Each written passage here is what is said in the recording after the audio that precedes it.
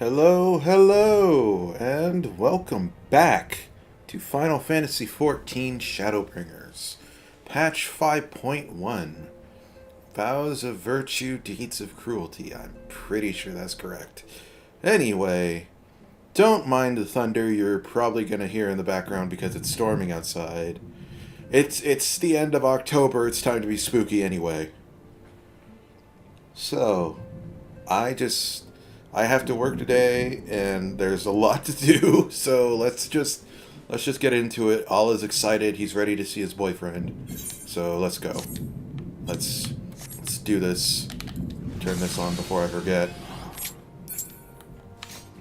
Okay, Jataru, tell me what's up. Look, there he is. Okay, let's go. Ala, gods, it's good to see you. I hope your being here means you've had your fill of rest. More than my fill, as much. Ala probably gets more sleep than I do, so more than my fill. Spooky! Well, you've certainly earned it. Not much has happened since your last visit. I had planned for you to meet that helper I told you about, but he refuses to answer his link pearl. I do hope he's alright. We've been exchanging messages with the Eorzean Alliance throughout, though. They say the fighting has finally stopped at Gimlet Dark. At Gimlet Dark, not Grimlet Dark. And the Empire's shown no sign of movement. Which means we might actually have a moment to ourselves for a change. Seeing as you're back, maybe you could tell me more about your time in the First. Great. Oh, and if you don't mind, I'd like to ask... Oh, God, how do you pronounce her name? Flamine. That's right. Thancred said her name was pronounced Flamine. So, I'd like to ask Flamine to join us. She'll want to know what happened to Minfilia, and I think it's best she hears from you. We'll meet you on the terrace at the House of Splendors.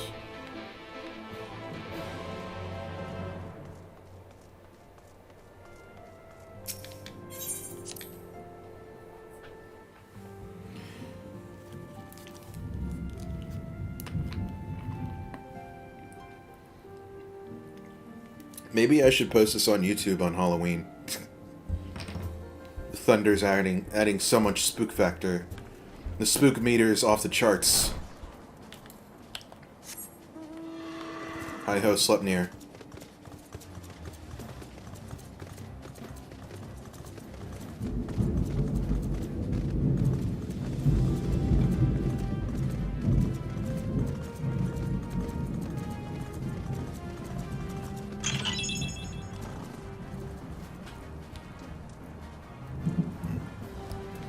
Well, Cat's got the 24-man unlocked.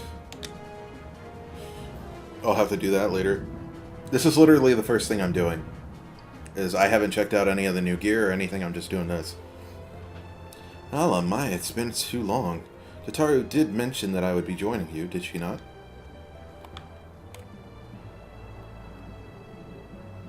Thank you. Words cannot well express how I've longed to know more about the First. This world Minfilia has sacrificed so much to save. But come, rest your feet. Jataru should be arriving shortly.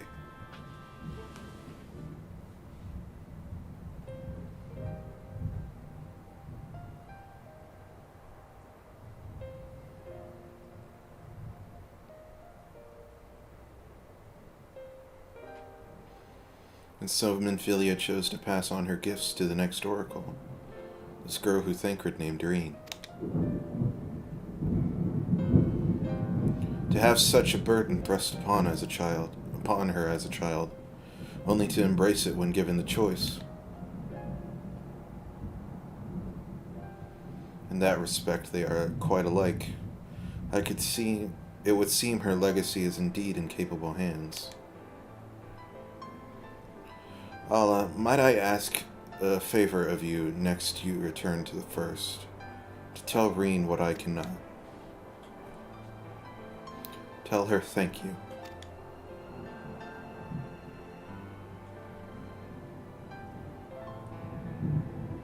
And I would offer thanks to you as well, for staying with her to the end. Begging your pardon, but could I have a word? Oh, you. Person whose name I forget. He's part of the Crystal Braves. Real, that's right. I hope you're here to tell me you received word from our helper. I wish. Nay, I've not had a peep out of him. And it's been a good long while now. Too bloody long. On account of which, I'm going to sneak over the border and see if I can't get a signal to him from closer up. But what if they catch you? There must be another way. Well, it ain't as if we asking Thancred to do it. Besides, I shouldn't have no trouble picking me way through Gimlet now. The fighting's died down. Gods know there's enough shadows to hide in. And it beats waiting around here twiddling my thumbs. Any road, I just thought I'd let you know. Now I'd best be... I nearly forgot. Crow's at the stones, and she wants a word. Something to do with the patients. She was getting ready to examine him again when I left.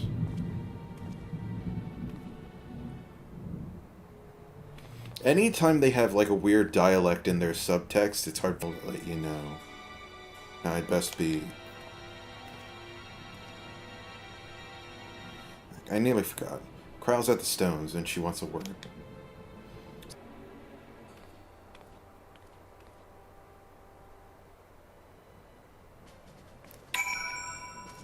Okay. Shortcut!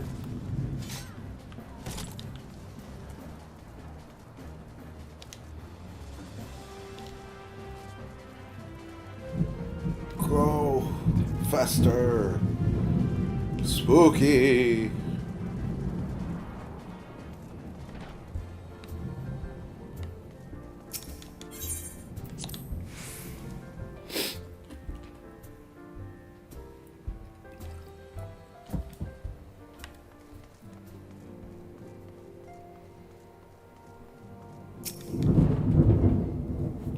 It seems she's still examining them. Oh, I do hope it's nothing bad.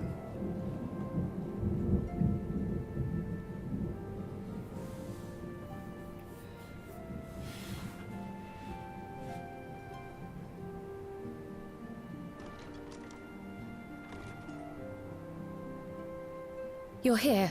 Good.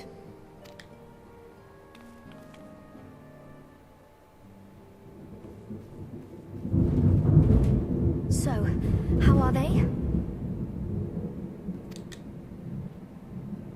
Still locked in slumber, but otherwise in good physical health. For the present, at least. For the present? Oh no, is something wrong with them? I'm afraid there may be. I summoned you after detecting faint signs of instability in Thancred's corporeal ether. But subsequent examination suggested all 5 might be affected. And when I examined them just now, my fears were confirmed. Oh boy. Do we have a time limit now? Tellingly, the degree of instability varies between them. Thancred exhibits the most notable signs, followed by Y'shtola and Urianger. The twins' ether, meanwhile, remains relatively stable, but there is a change there too if one knows to look for it. Hold on. Isn't that the order they were called away in? Indeed. Which leads me to believe the instability will only increase with time. Though I can but speculate, I fear this may be a symptom of a weakening link between body and soul. By the gods! What happens if the link is broken? I cannot say for certain. This is all unknown territory to us. Yet whatever happens, it cannot be good. Oh boy.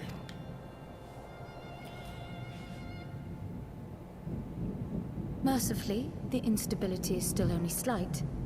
And you may rest assured, Master Matoya and I will do everything in our power to keep it from worsening. So I guess now I have to go back to Exarch and that say, as it hey may, man. It is imperative that you find a way to restore our friends' souls to their bodies. I gotta be like, hey man, I know we're looking and stuff, but like we gotta move this along. The rest of the righteous, ugh. He wouldn't say that. Leave it to me. Righteous. If it said Thank wicked, you. I would have gone with that, but no. But where's he even supposed to start? We had the the first. greatest minds in the realm hunting high and low for an answer, and they ran out of places to look.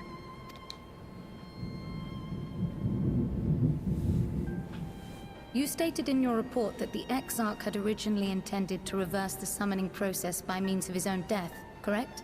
That's no longer an option.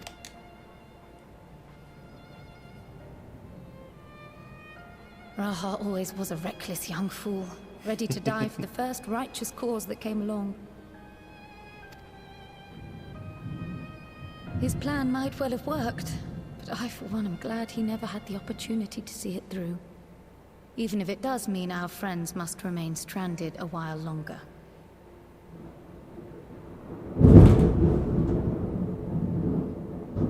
Sorry, just letting that one roll over. There is another way, I am sure of it. And the key lies with him, with the Exarch. Pray return to the first and apprise him and the others of the situation. Is she the first NPC to call him Raha? We, meanwhile, will do what we can from here. And, if the fates are kind, we will have good news to share upon your return.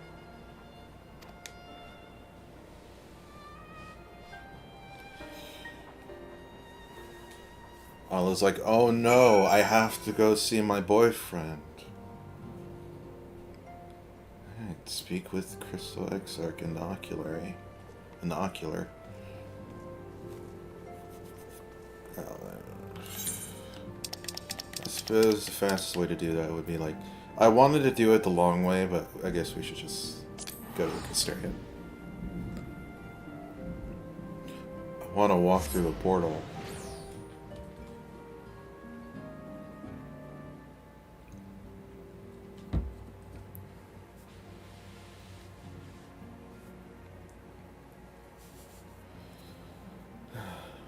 So I got a message earlier today because they added new housing plots. I'm pretty sure, and Kat was like, "Hey, I'm gonna try to find a medium house." That was while I was asleep, and when I woke up, I texted him back. I'm like, "Good luck," and I got a message 5 seconds later. They're all gone. They're all gone. Everything's gone. Alright, we want Dussel Gates.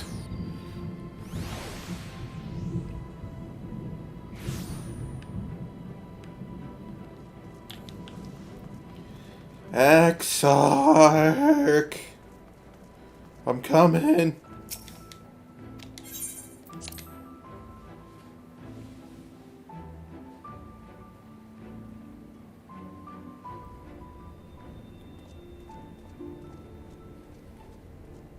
Hey boy. How have you been? You been okay?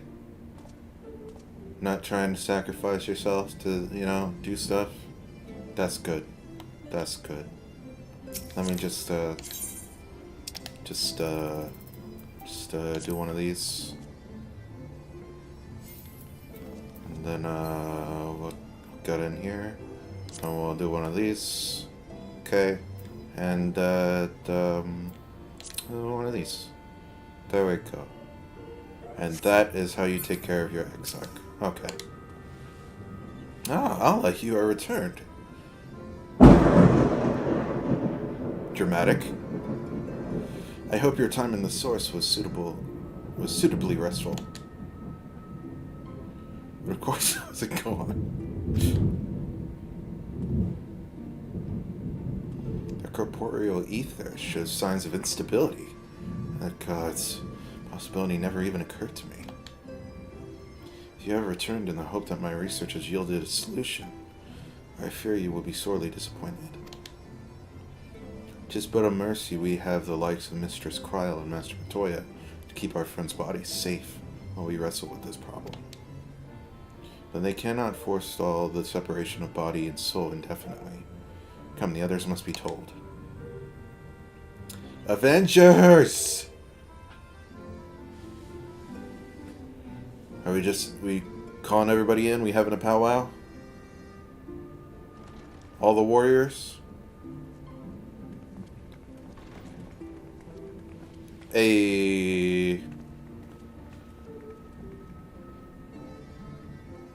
Oh, just them?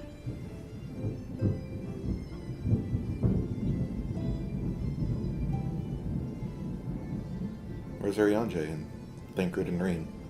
Oh yeah, that's the Eden crew. I wonder if they're still busy with that. Oh, there they are. No, wait, just Orion J. Pray excuse my late arrival. Will Thancred and Reen not be joining us? Nay, milady. With apologies to all, they beg leave to pursue their investigation of the empty to its conclusion. Should matters here demand their presence, however, they did assure me that they would make themselves available. I mean, this is kind of important. Yes, of course. Then let us proceed.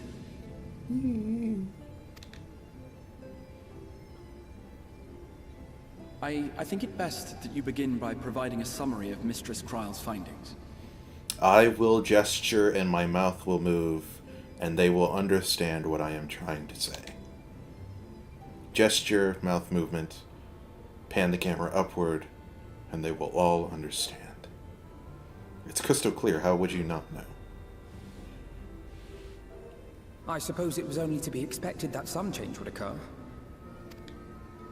Yet our souls seem unaffected, to my eye at least. How long they will remain so is another question. Kryl is right. It is imperative we find a way to return to the source.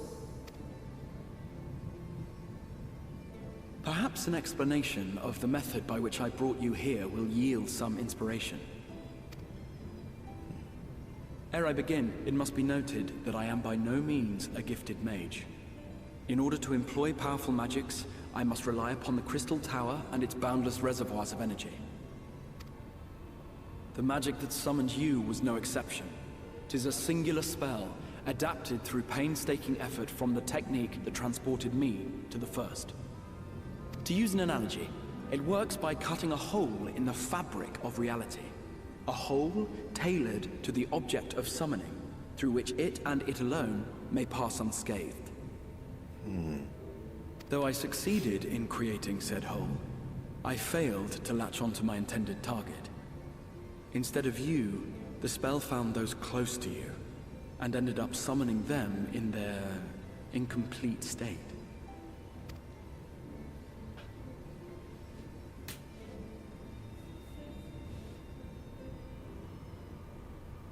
I would not soon throw my life away, not after the lengths you and yours went to save it. That's right!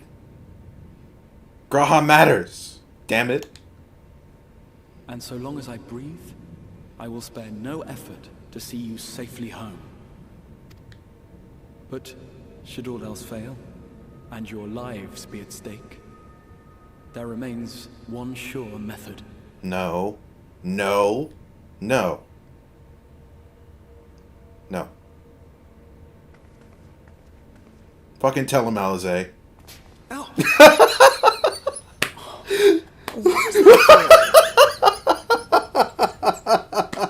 How can you even entertain such thoughts? You owe your life to the Warrior of Light, and you don't get to die unless he says so.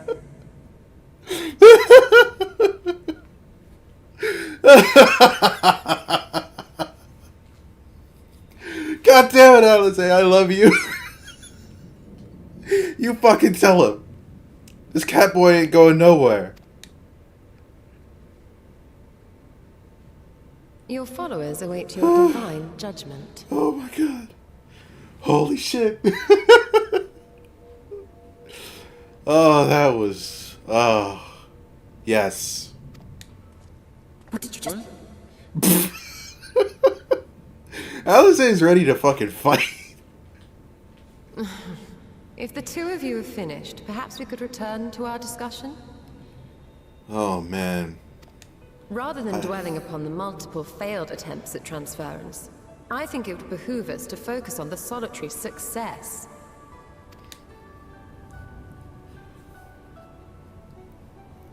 I would draw your attention to the fact that our friend can travel between worlds possessed not only of his body and soul, but his personal effects besides. Yeah, I didn't show up naked. This is no different from the teleportation magics to which we are all accustomed.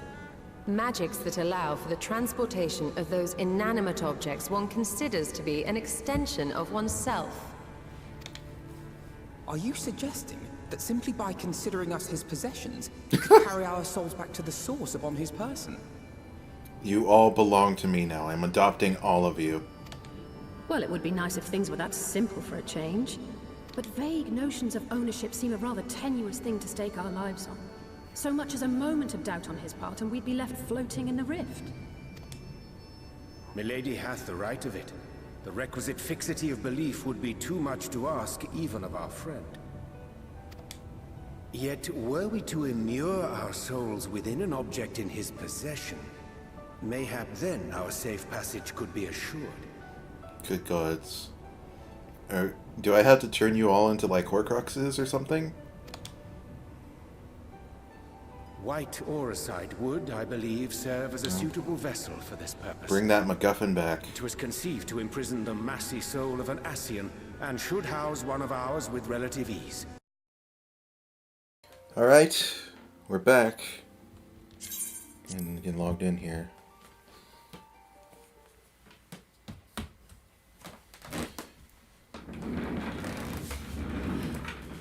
Hopefully it just kicks me out of that cutscene and I can talk to Exarch again and we'll get it started up again. Alright, where's it putting me? Yep, right next to Exarch. Okay. So, welcome back. Bit of a hiccup. Remember all that thunder?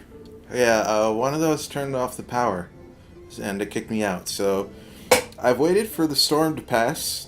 For the most part, it's still like drizzling outside, but like all the lightning and thunder has subsided for the most part. So let's just jump back in. Gonna have to edit this video. One of ours with relative ease. I believe this is where it cut off. We would need only to ensure our soul's safe preservation inside the stone, and identify a means by which they might be transferred back onto our vacant bodies. Okay, let's go do it. Soul preservation and transference. I believe I know of someone who may be able to assist us. On the far shore of the source, there stands a great palace built by the elves. It was forsaken in the wake of the flood, but a certain Numo chose to make their home there soon after.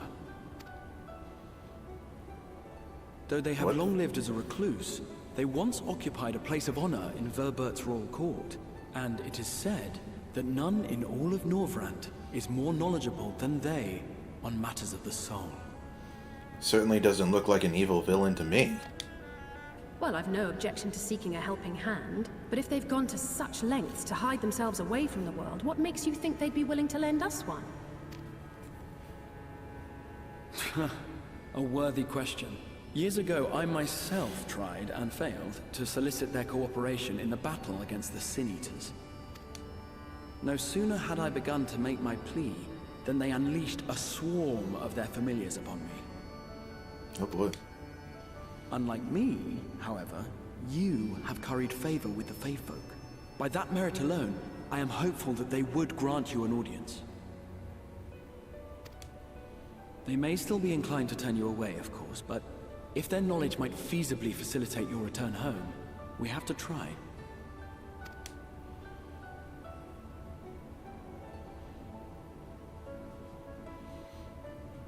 Okay. Let's go to the dungeon place. And just give me that.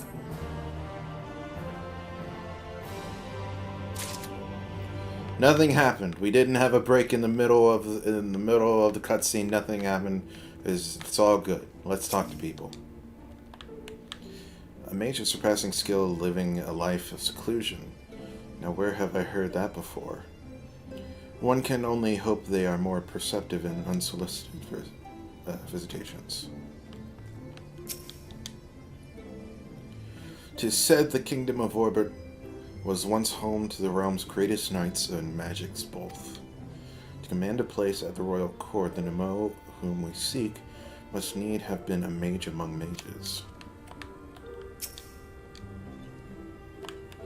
The Nemo seemed such a welcoming folk in Ilmeg. What do you suppose could have driven this one to a life of seclusion?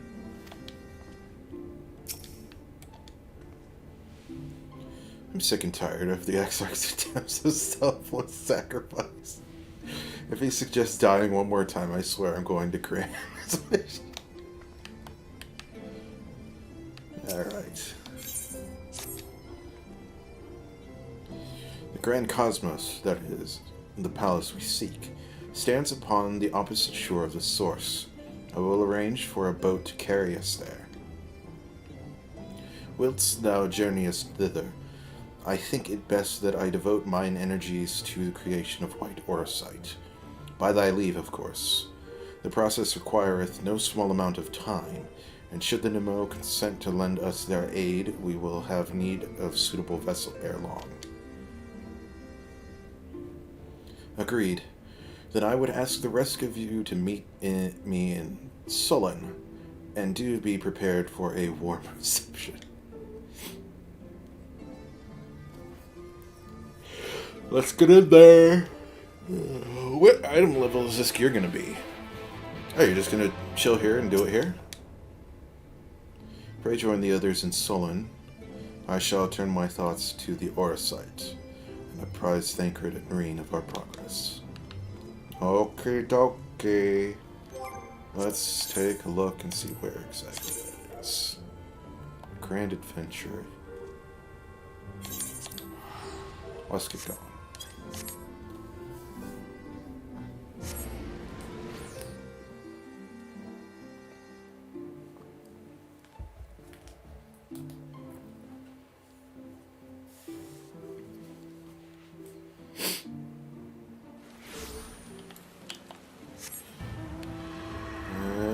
This way.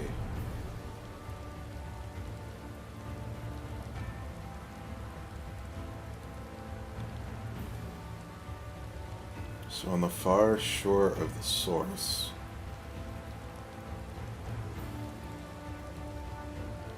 I mean, is it over there somewhere on like those little plateaus, those cliff sides? I can only imagine we can't actually see it from anywhere we are.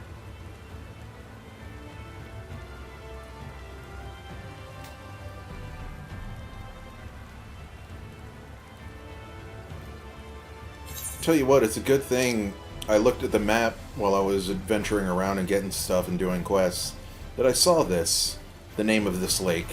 It's called the Source. I can only imagine that confused some people when they hear the Exarch. It's like, oh, we gotta go to the Source. What?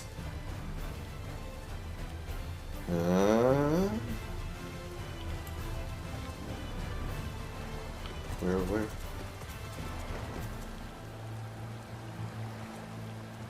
Have they not popped in yet? See Alpha now. There you are, boy.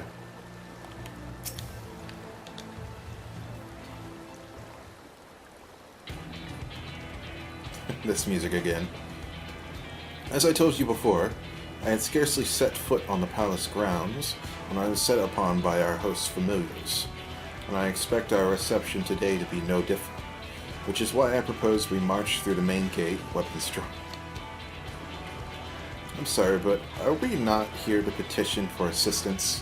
I can't honestly think barging in looking for a fight is going to persuade them. Actually, I believe the Exarch may have the right of it. They have no doubt poured a great deal of time and energy into their creations. Were I them, I should be most interested to meet with those who could overcome my defenses. As would any true seeker of knowledge, there is little we can say or do to convince them to help us if we know nothing of their character, nor less why they chose to hide themselves from the world. But if we can seize their interest, mayhap we can earn ourselves an audience. Let's do it. Weapons drawn it is, then. Well, I must say, Exarch, you certainly seem to be enjoying all of this. Adventure! This is actually our date. This is our first date. He just doesn't know it yet.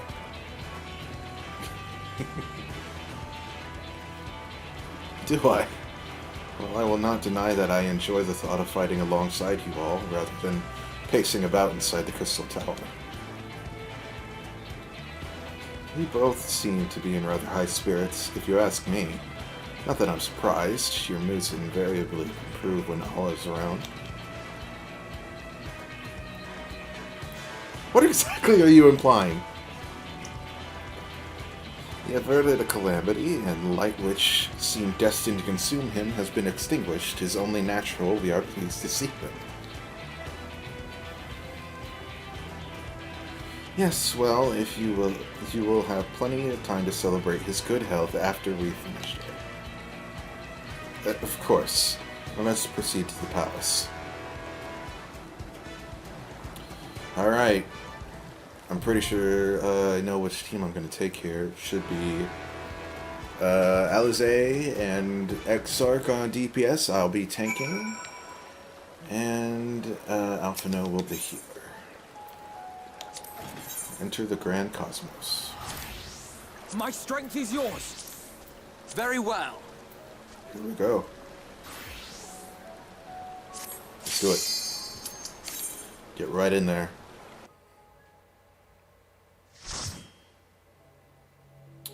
Man, I haven't tanked in a while. I've been so busy. All I've been doing is, for the past, month, is, expert roulettes and, leveling. And I haven't been playing that much, honestly. It's been a busy month. Let's take a look here.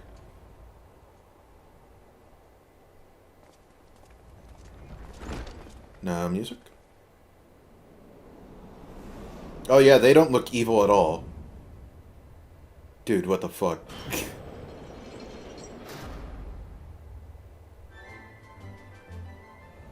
Grand Cosmos.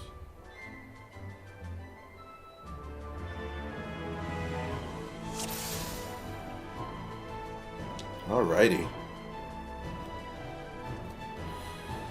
I've got crit on. Let's go. You should value your lives. You will quit this place at once and be gone. Well, I'd say we're off to a fine start. Yeah, that's the spirit. I guess we're going left, huh? Oh, they got that, that's gear from Omega. Well, at least that helmet is. Okay. Alright, how does one tank?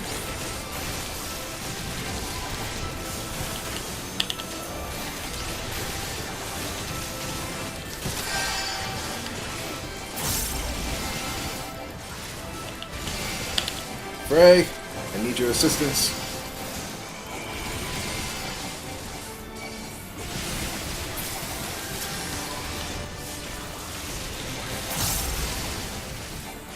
If I must. Yeah, I forget all my buttons here. It's been so long since I've tanked.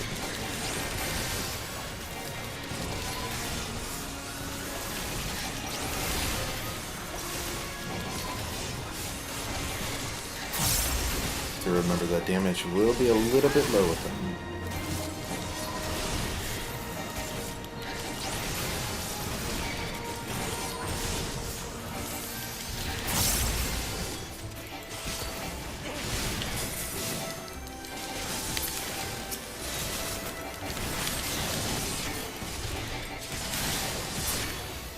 Okay. So far, so good. Engine people will pull them into here. presence chamber.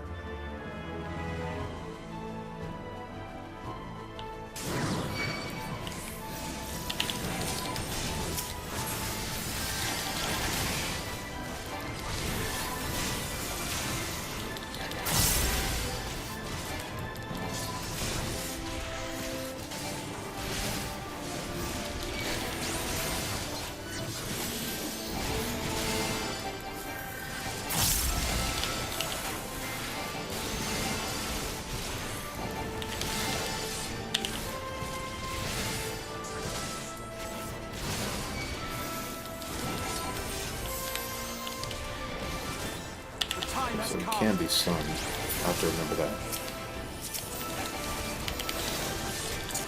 Ah, I keep forgetting Salted Earth.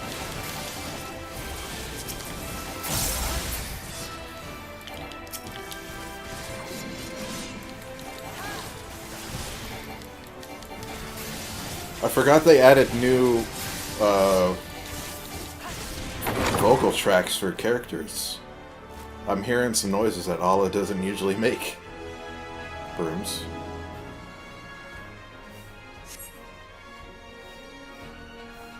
Are you hostile, brooms?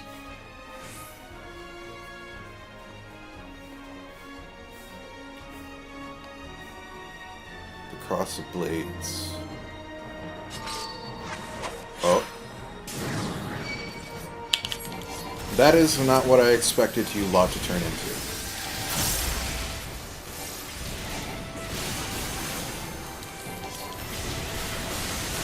Shall we live adventurously?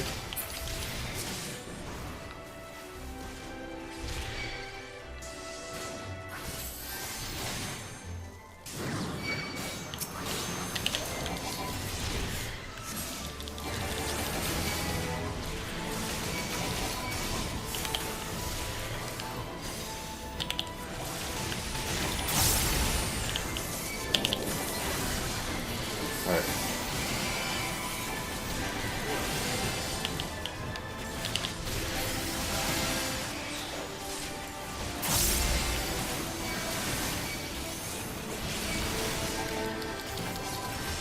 Doing okay, doing okay. Salted Earth.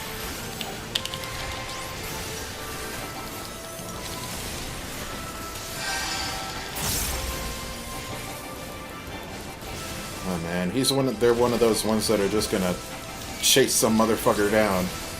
Yes, you, Black Mage, in the corner! Oh, they all do it. Fantastic.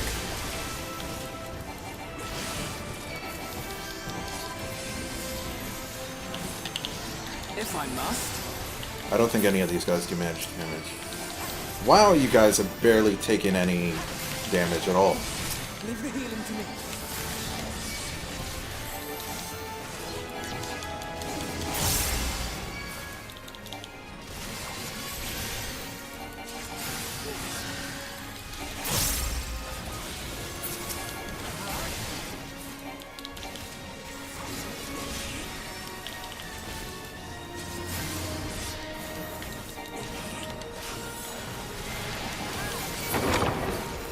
There we are. Okay. First boss. Seeker of Solitude. You're not the person we have to talk to? Find to talk.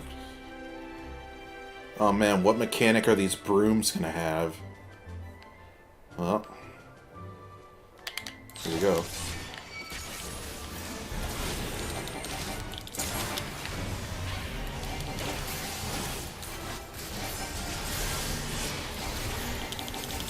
That's the wrong button.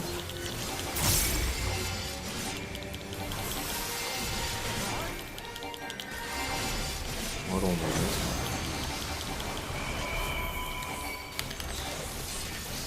Tribulation. Okay. Dark Shock.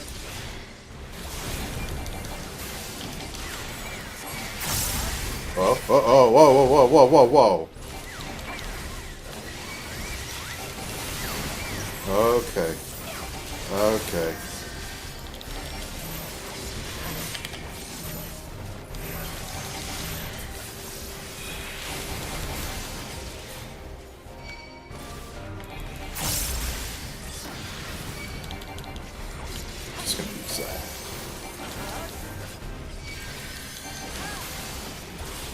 Shadow Bolt. Sounds like tank buster to me. Leave the healing to me. Yep.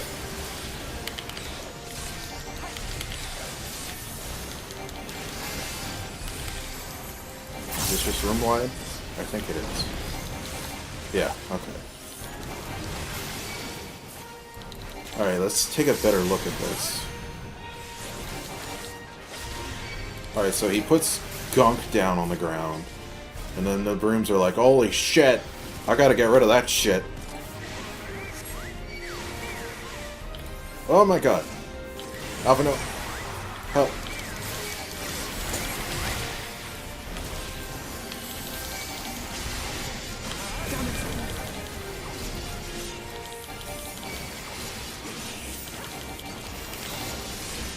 Shadow Bolt. On your feet.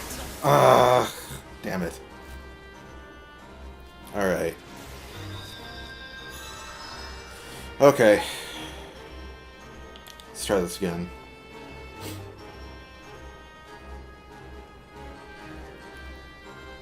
I didn't see if those brooms apply a vulnerability. Have to pay closer attention. And it seems like it could just be lag, but it seems like their hitbox is way bigger than it looks. So I'll have to keep that in mind.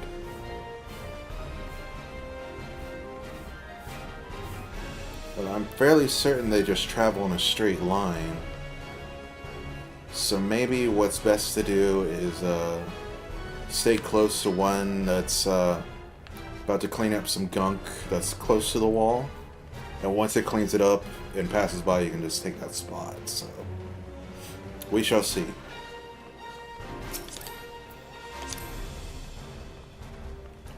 Alright, God, what was my opener? Now that I have everything available to me.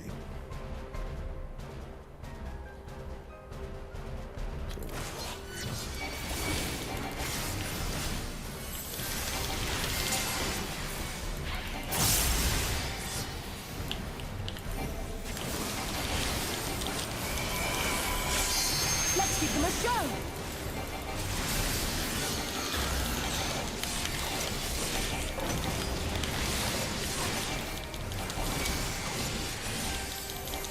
Alright.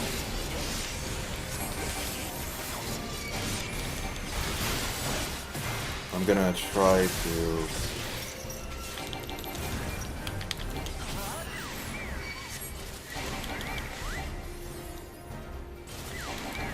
The time has come. Okay. A little sloppy. Not optimal, I'm certain. But we did it.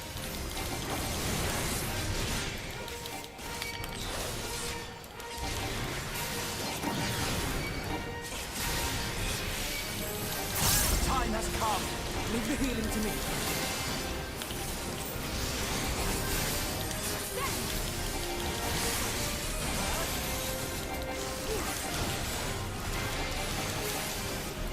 So far, so good.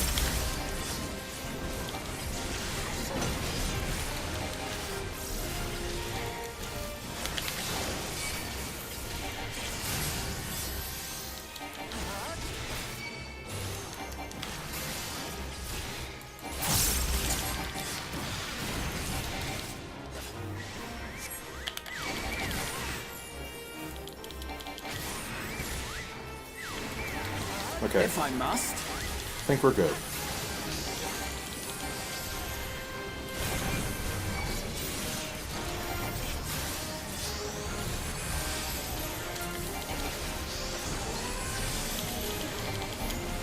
Oh, missed that one.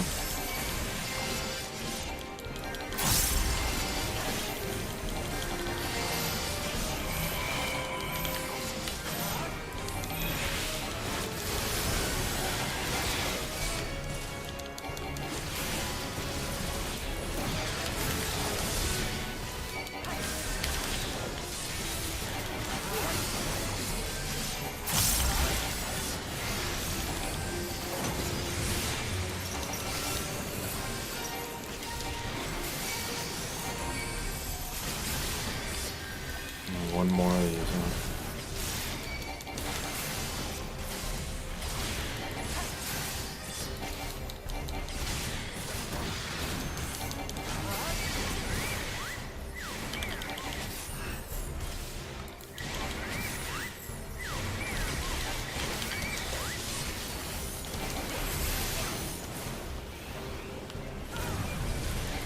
Jose, come on.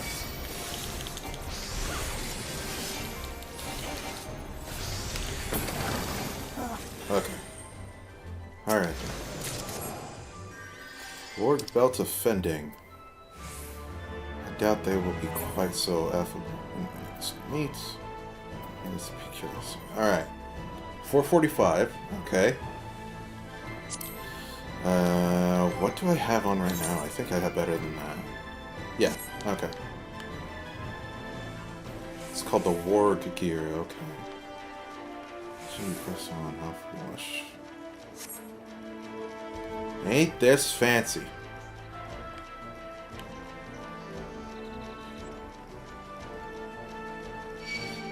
Oh, okay. Oh no, the pork sees!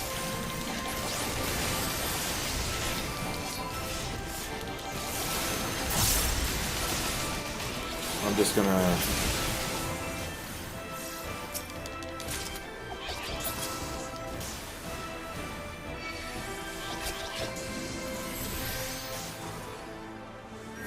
Is there anything else along here? There is.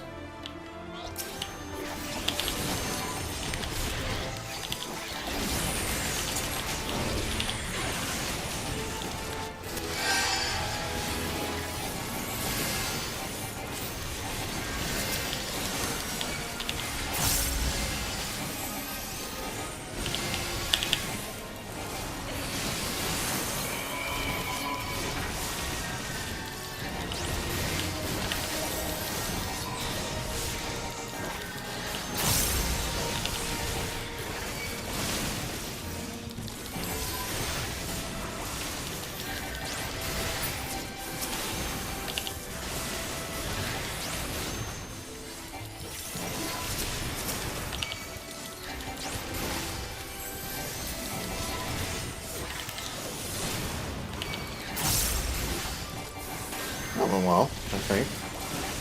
Shouldn't be any more problems here.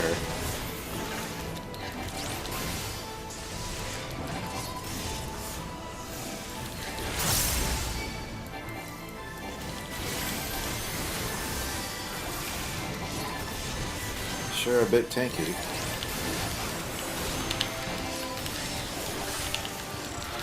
I have my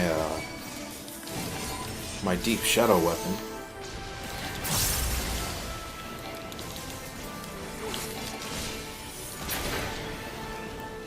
Alright. Did I grab that chest? I believe so, yeah. Got a bracelet of healing.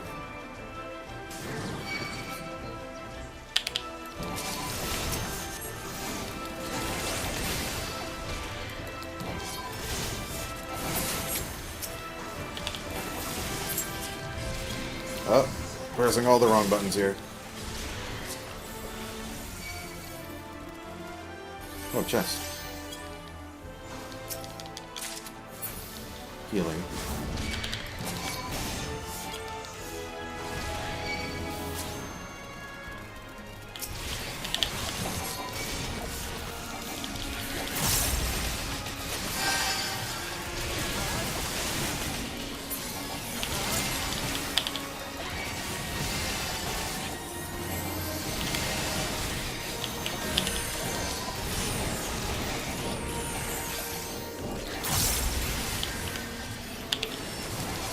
Very helpful.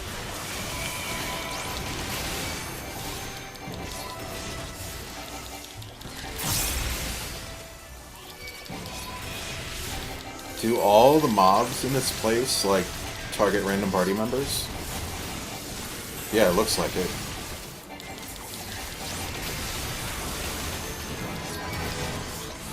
Fine, if we're gonna go over here, then we might as well all stay over here.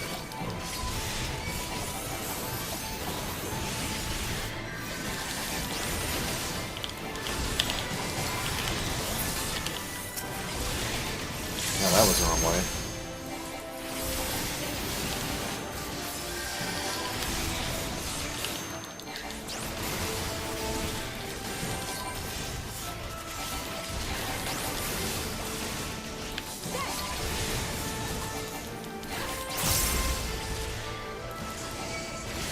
Tanky, tanky, tanky.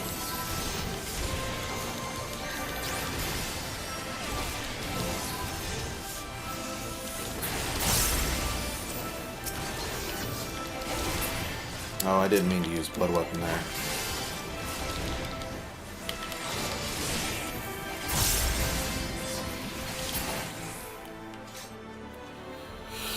Alright. This sort of looks like a remodel. Linen Sith.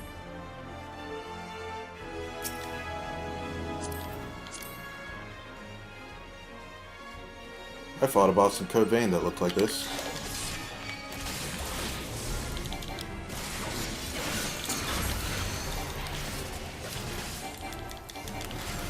Storm of Color.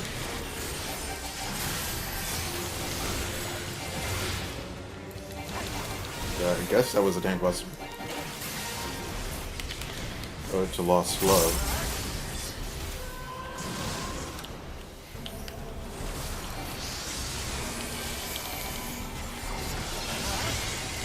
Okay. Yeah.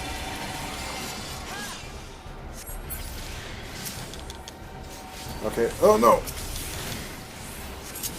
Oh.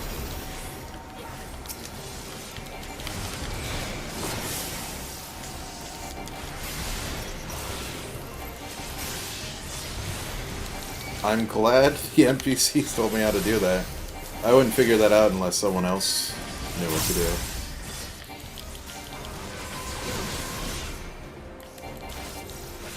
Right, room wide.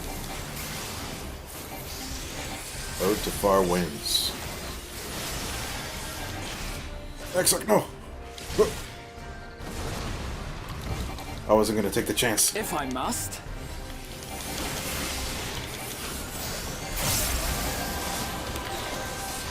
Leave the healing to me. On guard.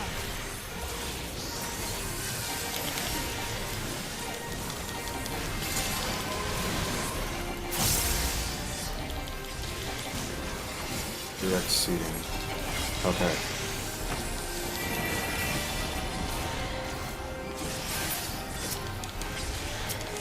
Pick it up, pick it up, pick it up, pick it up.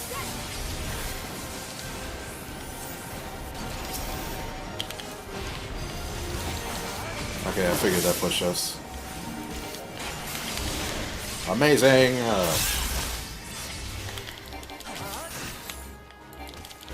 Off and out. I was there for like a year. Oh man, this new voice is gonna take time to get used to.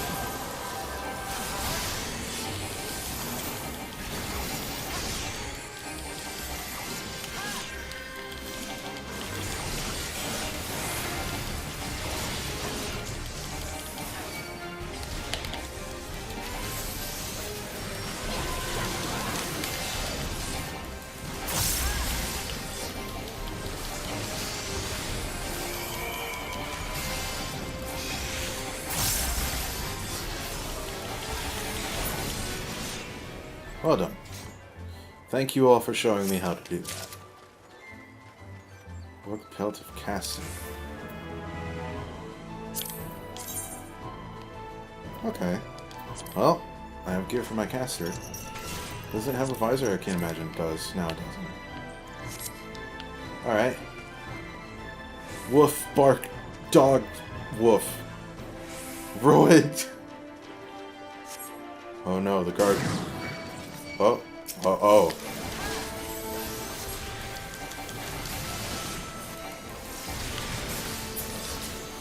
Alright.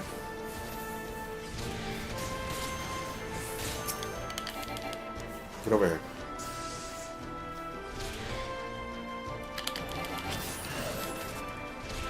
Right.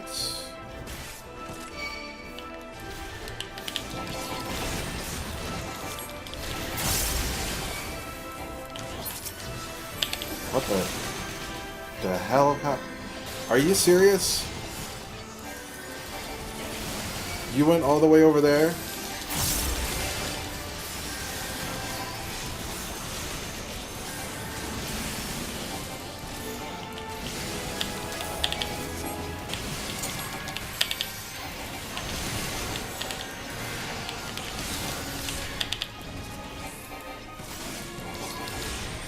was about to say, where is everybody?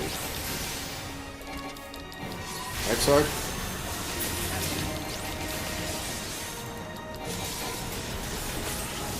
You underestimate me! Exarch. Did you get lost, boy?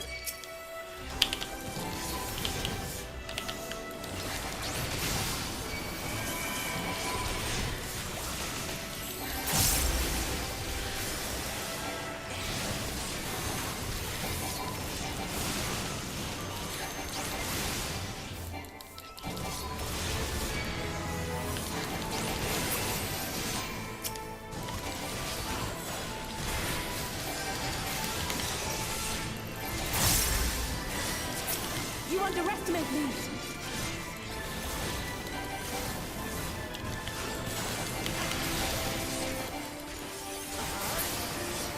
Okay. There was nothing down that way? Right. Could I have gone farther? Was that door open? Hello, ghost woman. Man, fuck this table. Oh, they don't let me jump on the table! 1 out of 10. Worst game ever.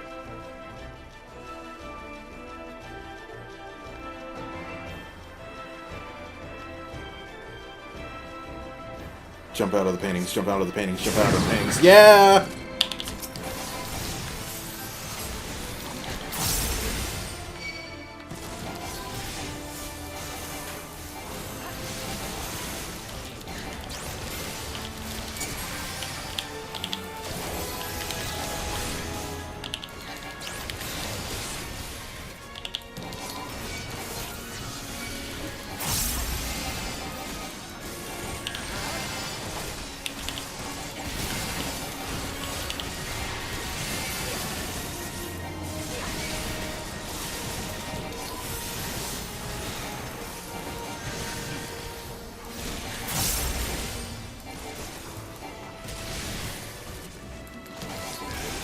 I am very appreciative of the fact that they jumped out of the paintings, because that is cool. The time has come.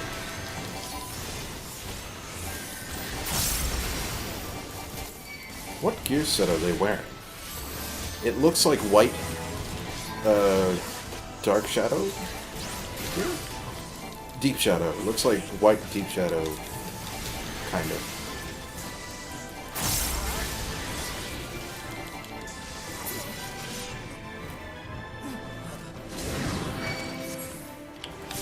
Look at this motherfucker. Yeah, it's shadow, deep shadow stuff. And I can progress no further?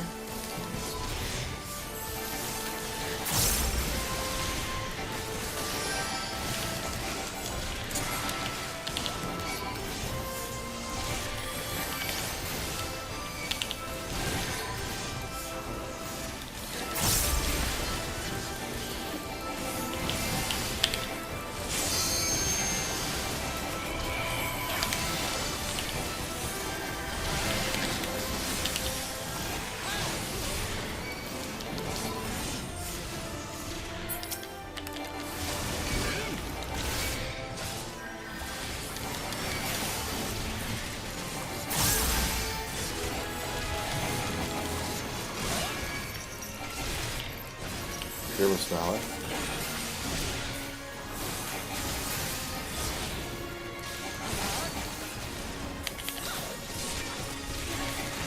Are you guys attacking this dude?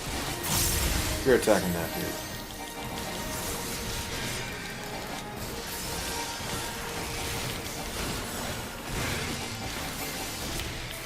Nice on that.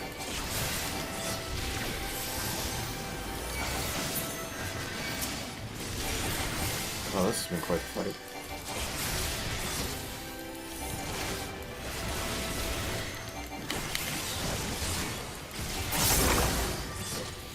Alright.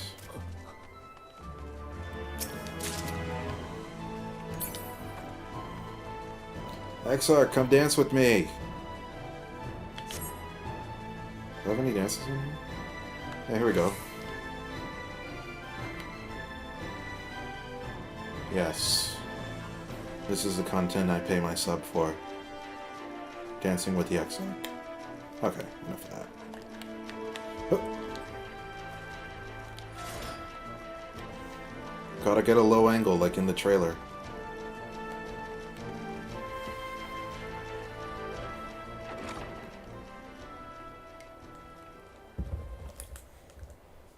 Mm-hmm. Nice eyes, bruh. Maybe selling these hoes long enough, come lunges. I guess Lugus. Not a name I recognize.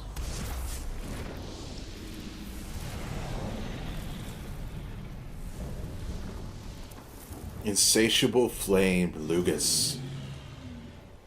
Is this their version of Ifrit? The first version of Ifrit?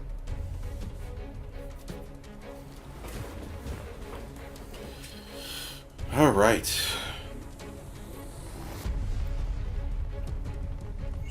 I have missed this song. Oh god. What do those have to do with the mechanics? I'm scared. Exarch, hold me. Okay. Here we go.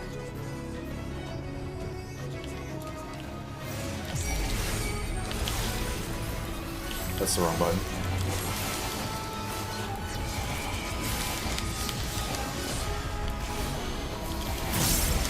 Scolding right. Oh boy, left-right mechanics. Everyone's favorite.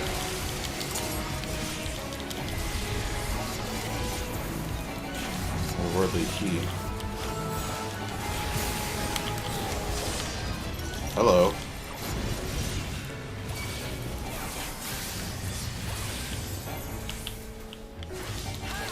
That seems like a tank buster. It is. Okay. Mortal Flame.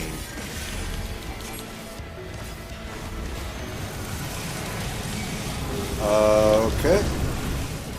I'm running.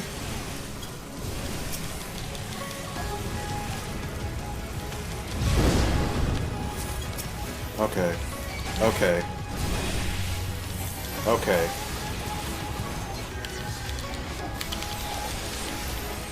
Where's the name? Exarch! Be careful!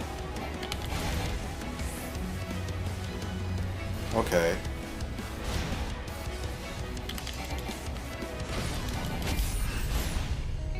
Interesting. If I must. Okay. Gotcha. You underestimate me.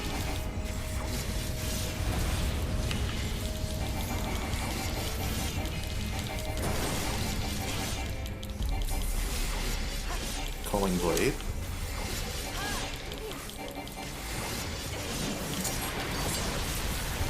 It's a room work. Alright.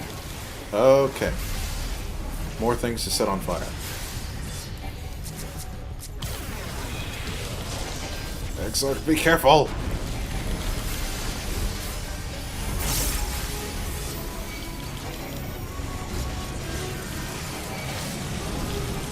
I'm going. I'm going. I'm going. Gotcha.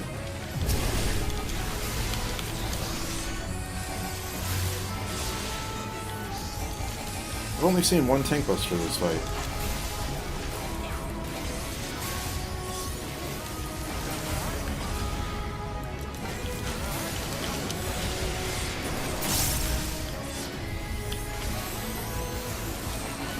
Alright, here we go with this one.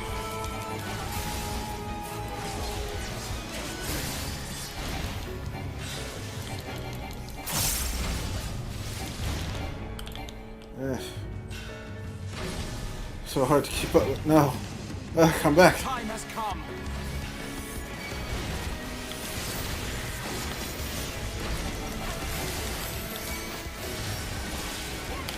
This tank buster.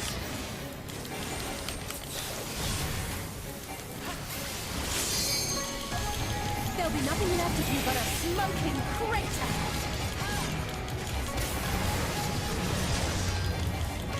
If I must. Oh, that hurted.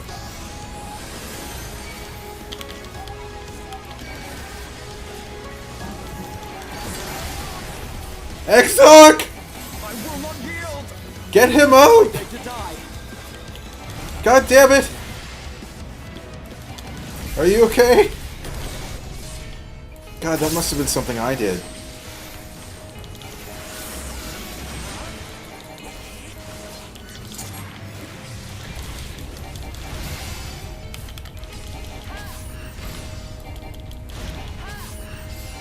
Oh man, that is a new sound, definitely. Just gonna...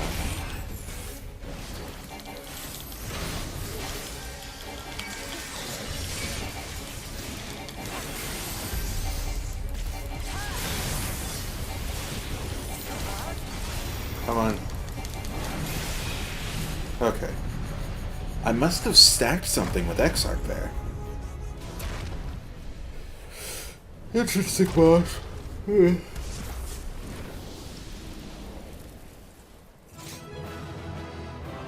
I'm still not entirely sure what the pattern on the floor was. I think it's whatever lights up gets blown up, but it was a weird pattern, so...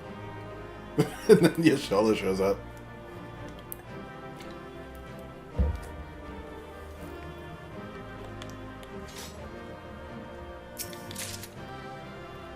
Orc jacket offending. A. Not dyeable. That's a shame. Big old wolf tail. That's 45. And I'm at, yeah, well, yeah. I don't think I'd be using that as a glamour anytime soon, but hey. Let's get out of here. Skedaddle.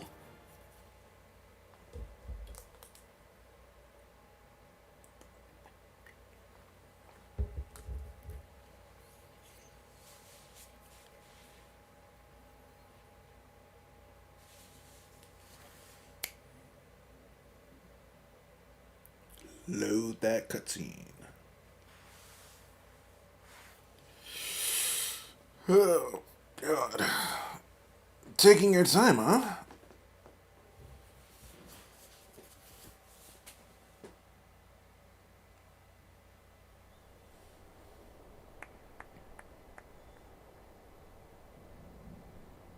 How did you clap? That was my fiercest familiar. Oh, impressive.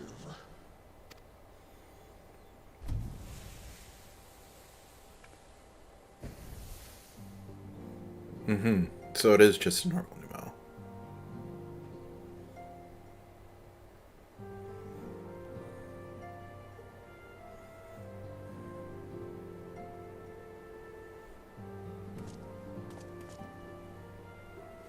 Beq Lugg, 'tis good to see you again after all these years. And judging by your vigorous greeting, I dare say the feeling is mutual. To be sure, a simple shake of the hand would have sufficed by way of welcome, but I shan't complain. But you must be wondering as to the purpose of our visit. We come to beg your assistance in a most urgent matter. Shake? Beg? Our comrades' very souls are in danger. If we are to save them, we will need the benefit of your unsurpassed knowledge on the matter. Please, will you not sit and hear our plea? Oh, how dare you! How dare you speak thus in my presence! This is... wow. It was to escape such words of temptation that I hid myself from the world of men. You are sinners, one and all. And I swore never again to have any part in your affairs. I can only imagine what terrible events forced you into a life of seclusion.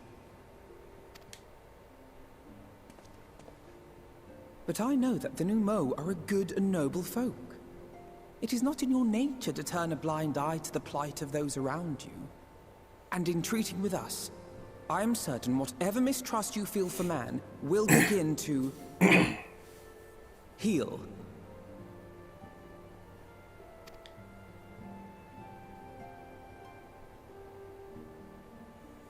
Oh, is that it?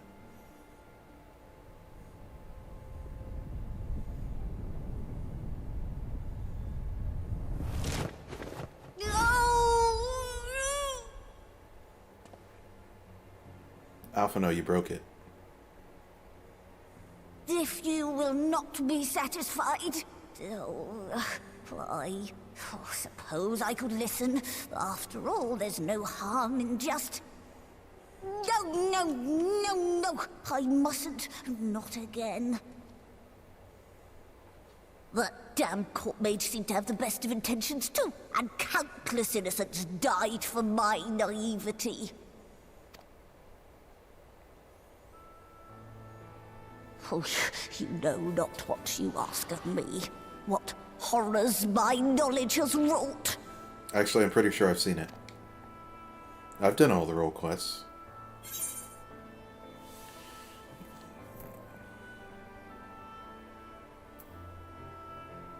You mean the magical plague of Vorgrid?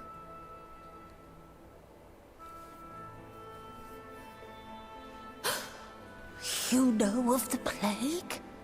I wonder... you probably don't have that dialogue option if you didn't do that role quest. Then you know how dangerous soulcraft can be. Instead of saving your friends, you risk damning them. Are you sure you're willing to take that chance? No. No.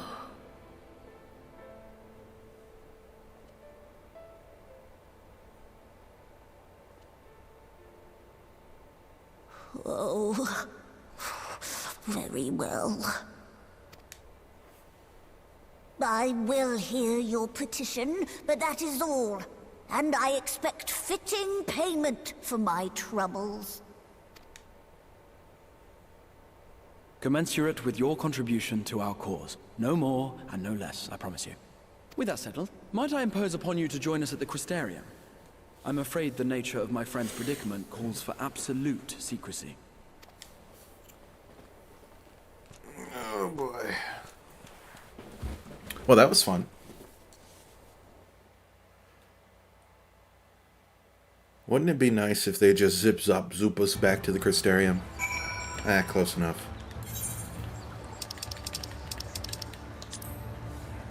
Oh, shit. Glad you popped before I left. There you are. The others have gone ahead to the Crystal Tower with Beq Lugg. For the record, I truly wish we hadn't had to resort to using such words when treating them. I have ever sought to convince, not compel, yet I cannot deny that part of me is glad Urianger shared his knowledge of the Numo with us. Had he not, Beq Lugg wouldn't be here. So he did do something. Use some super secret magic words. Speaking of whom, we should hurry. To keep our guests waiting would only add insult to injury.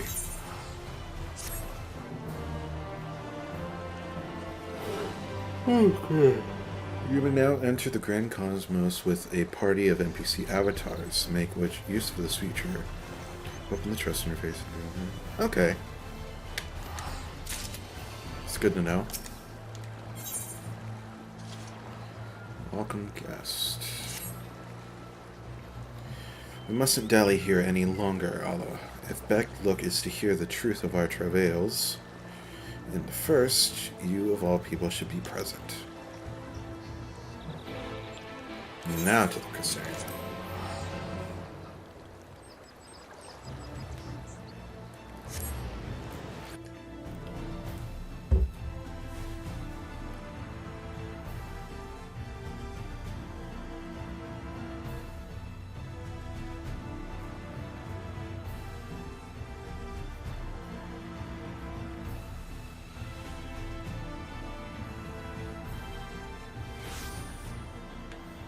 Let's see.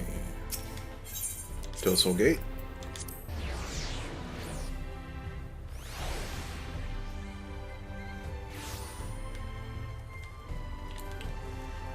Go, go, go.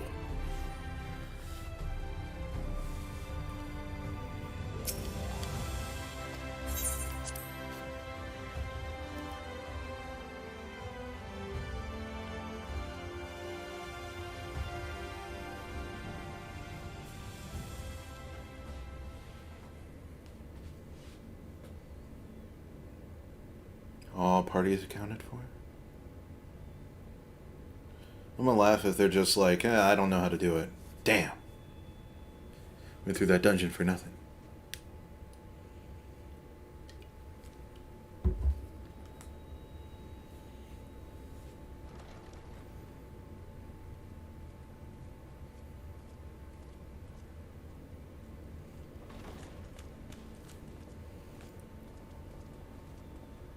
Well? I'm sorry. You mean to tell me not only that the return of night was your doing, but that you from another world as well? It's true. Everything we told you, of the source, the shards, the 7 umbral calamities, all of it is true. I realize how fantastical it sounds, and I would not blame you for doubting our testimony. Is that more thunder? Damn. But given your expertise, you must surely have noted the peculiar nature of their souls. Okay, so he does say souls. I thought he said swords in the trailer. Any other time and I would have dismissed your stories as balderdash and flummery. But upon closer inspection, 'tis plain their souls are far denser than is normal, and that they do not possess true bodies. Save you. Your body is your own, and your soul is the densest of them all. Yeah, I'm starting my own Sora Heart Hotel in here. I've got Ardbird and Frey in there already. There's probably someone else that I don't know about. We'll find out later.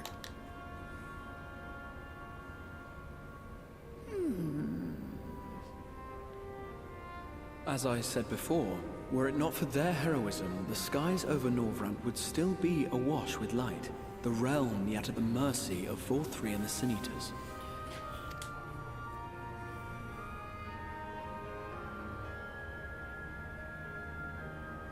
After all they have done for our home, seeing them safely back to their own, it seems the very least we can do.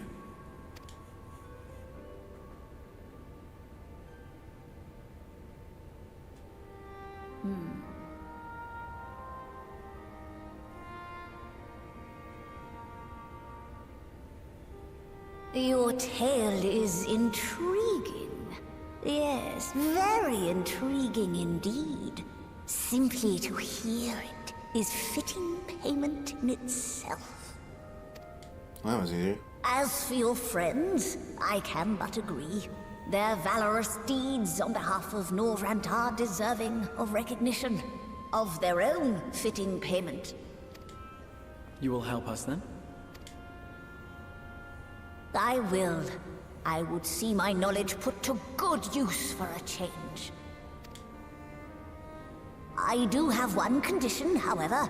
I am not the spry young Numo I once was. As such, I will require assistance in my fieldwork and testing. It would be our pleasure. We'll be laboring for our own benefit after all.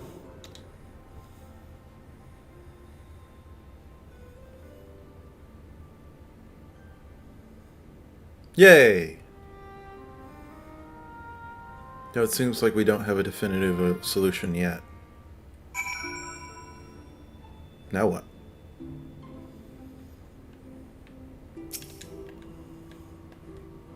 Beq Lugg has a fine eye, though we have yet to begin. I rather think the Exarch was right to call on them.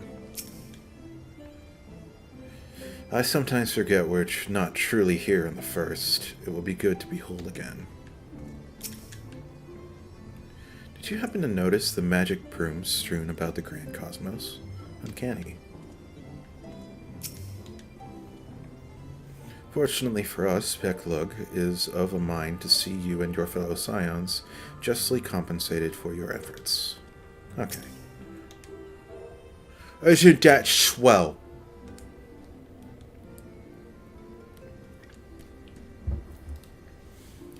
You have spun quite a tale, but tell me, have you given any thoughts as to how you might return to your world?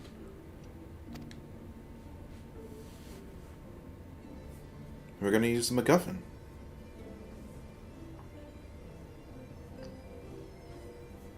White oversight, you say? An intriguing proposition, but one which fails to account for the present state of your souls. They have become highly charged, likely as consequence of having maintained tangible forms for so long. In such an energetic, unstable state, there is no telling what may happen to their souls within the oversight. They could very well become immutable to transference, never to be restored to their bodies. Then would it be possible to force our souls into a state of dormancy prior to the transference? In theory, yes, but the soul is not a candle to be snuffed out and relit on whim. Well, that sounds ominous. What exactly would rendering our souls dormant entail? In order to maintain a corporeal form, your souls constantly draw ether from your surroundings. This process must be halted, and the resulting surfeit of ether removed. Your minds would ultimately be separated from these faux bodies of yours, rendering you incapable of interacting with the world around you.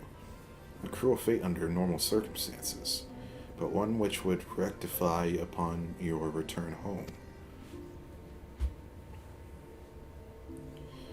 Leaving lifeless husks, these poor souls at the end journey's head, corrupted by sin-eaters, their aether made stagnant by the light.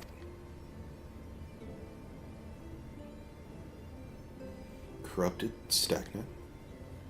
Might I see these unfortunate individuals? Why do you think you might be able to help them? I might, or I might not, but I shan't know for sure until I've seen their condition firsthand. Then I would be glad to take you to them, on the understanding that you won't do anything which might increase their suffering. It was my faith in man I lost, not my compassion. Well, I see no need for us all to accompany you. While you escort our guests to the inn, I will assist Arianje in creating the requisite oversight. I believe my talents would be better applied to that endeavor as well. Might I leave you three to assist Beq Lugg as necessary? Let us make for Almarang then. Okie dokie, let's go. Back to the land of the Cirque du Soleil music. Yanje is more than capable of creating the oversight on its own, but if all should go awry, I would be on hand to assist him. It pains me that there are those who yet suffer despite our victory over the light. We must hope a way can be found to help both them and our friends. Right. Almarang.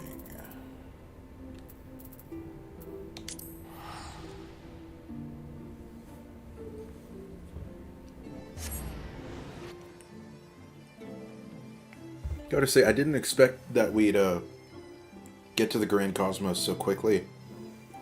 And that's really like the first part of this.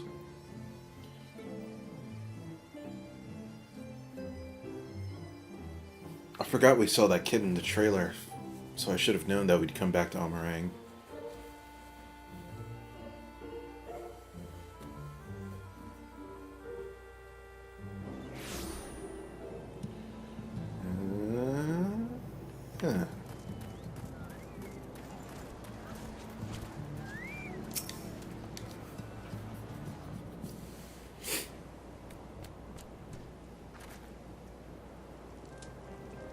So this is Halric, is it?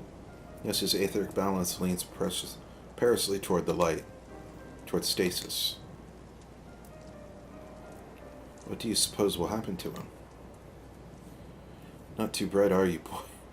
The same as all poor souls corrupted by the light. He'll become a sin-eater.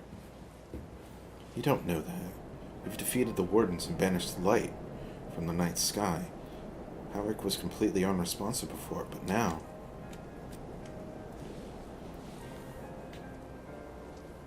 Bumpo. Perhaps there is yet hope. If I may, there is a treatment I wish to administer to the patients. What sort of treatment?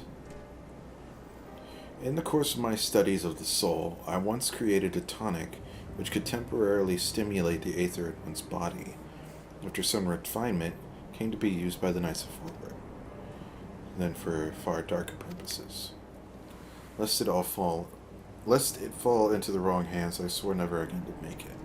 For their sakes, I will break that oath.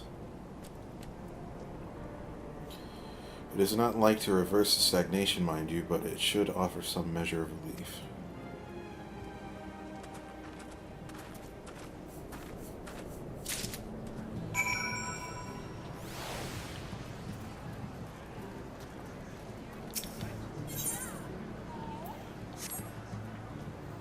Drink this purple drink.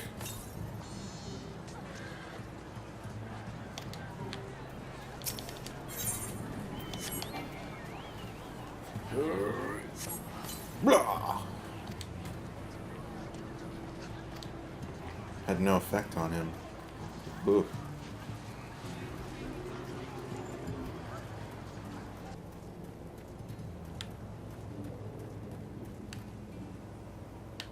Oh, sorry.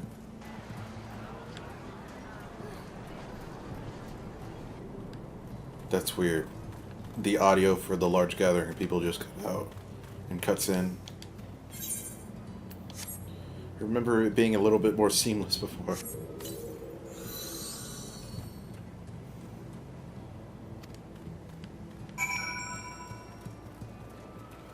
So it works for some, but not everyone.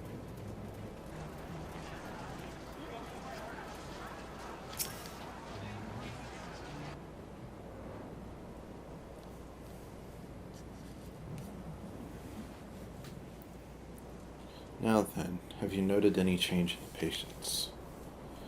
Notable rise in body temperature and increased motor function in most of the patients at least. The most severely afflicted show no response. As I feared then, 'tis true that with the restoration of night, the corruption influences of light will no longer grow. Yes, their bodies will naturally return to equilibrium given time.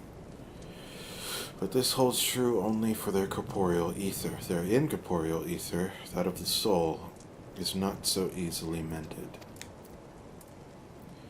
Which is why those in the late stages of corruption like Howreg appear unaffected by your tonic. Precisely.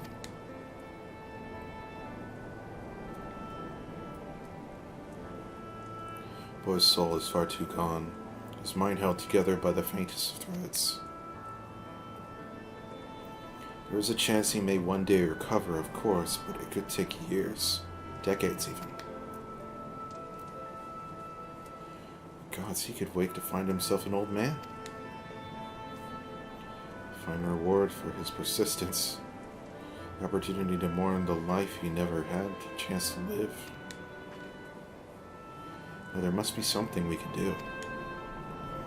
Look, I realize this is not why we petitioned your aid, but do you think it possible we can find a way to hasten their recovery? Maybe. Nor do I think it impossible that in treating them we might learn something of relevance to your own predicament.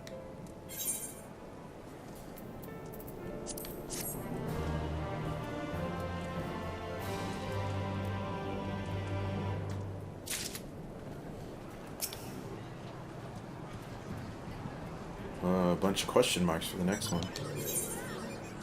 Good for the soul.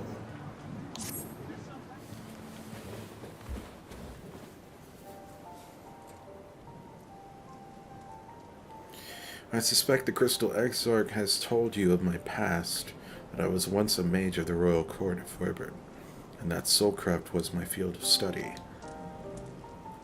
The tonic you administered to the patients here is one of the fruits of my labors. I hope to do great things for the kingdom. But in the end, my knowledge brought only suffering, a plague the like of which had never been seen. In the hands of unscrupulous men, that should have been my greatest triumph, instead became my greatest shame.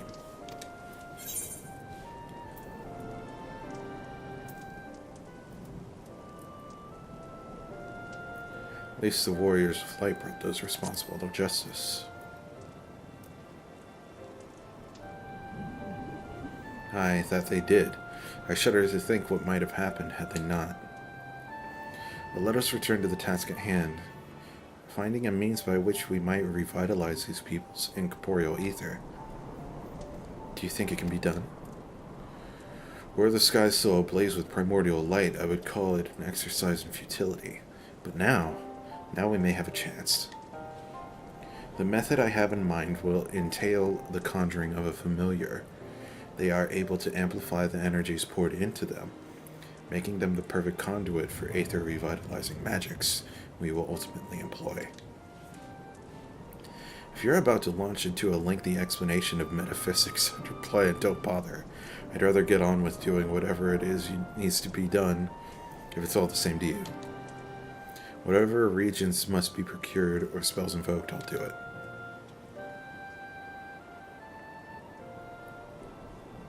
I admire your spirit. Very well. Your first task will be to gather the necessary materials. The purest of waters and the finest of clays, as well as fey lantern brimming with pixie magic. Damn, that storm's come back, really.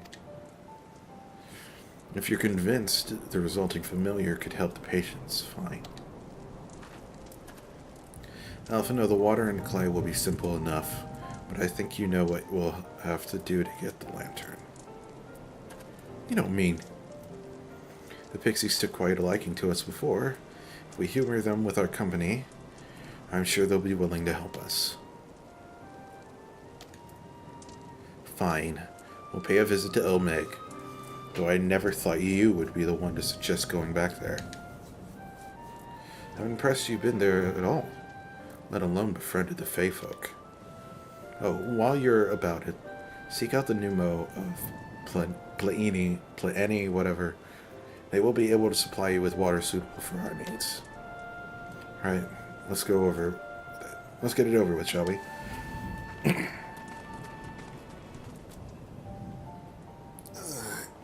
There still remains the matter of the clay. Might I prevail upon you to find it?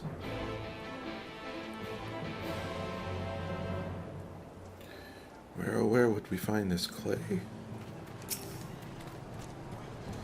Clay from Amarang would likely be the best. Know you of anyone who might be able to assist us? Miners of Twine, Mortsuk.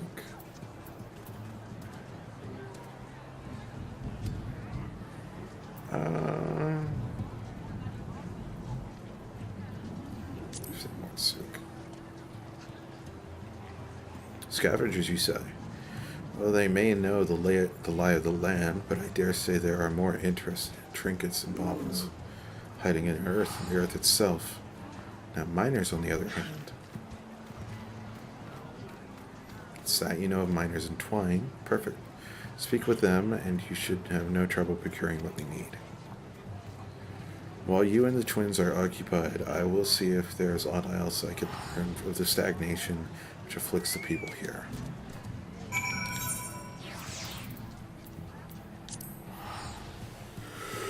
Oh boy. Magnus, you son of a bitch, I'm coming for you.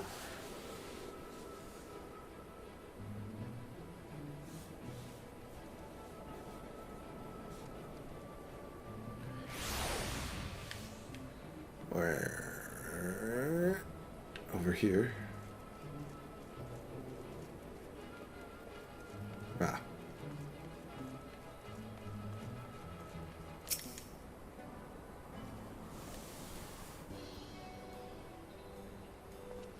Hello. Well, that was a coincidence.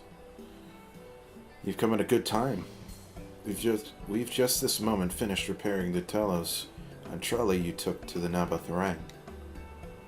The trolley was no trouble, but the Talos would have been another matter. Had we not had the visit from Master Chai. He offered us a share of the leftover building materials from the Daedalus stoneworks, as well as a few trade secrets to help us along. Clever man, that Chai knows. He seemed pretty keen on the ideas I had for putting the giant Talos to work. Like a giant tree. But Magnus refuses to see all the good we could do with it. You're entitled to your dreams, Jarek. But that doesn't mean you can go harassing our guest with them. Master Chai was being polite. Something tells me Ala here didn't come all this way to talk about trolleys. What is it you need, friend?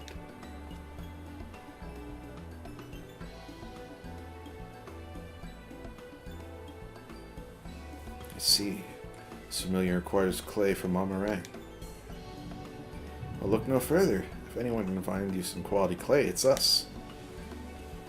Saying that, it isn't exactly a commodity nowadays. There must be some lurking somewhere or other, waiting to be dug up. If I'm not mistaken, there was a time when they used to take clay from Mount Biran mines to make adobe bricks. The place is swarming with coyotes now, but if you're after the good stuff, you could do worse than look there.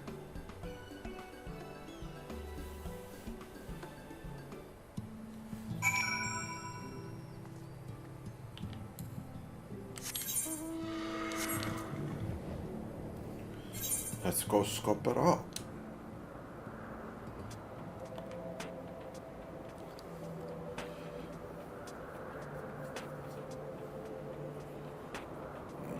Oh, I just remembered we still gotta go to Calusia, because that was in the trailer too. I wonder what we'd head there for. Something to do with the Chais, so I remember them being in it.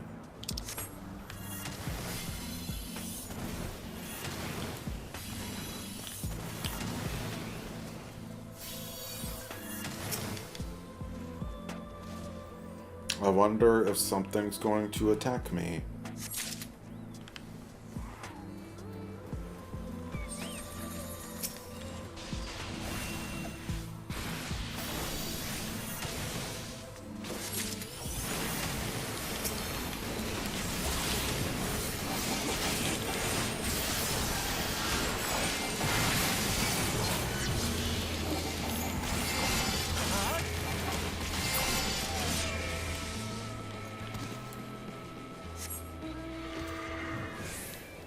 Anything else around this rock?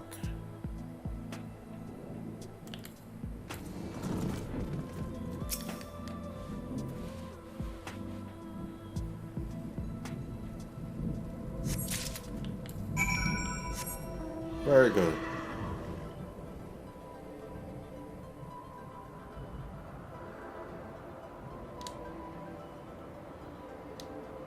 It's a nice little detail that now that the world's not flooded with light, this whole tidal wave is just like a big crystal.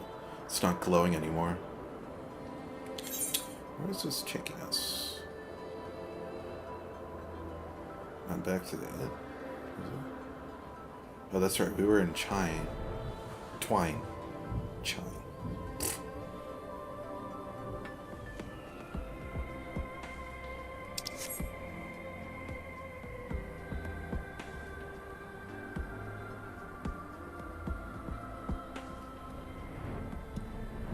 I'm back.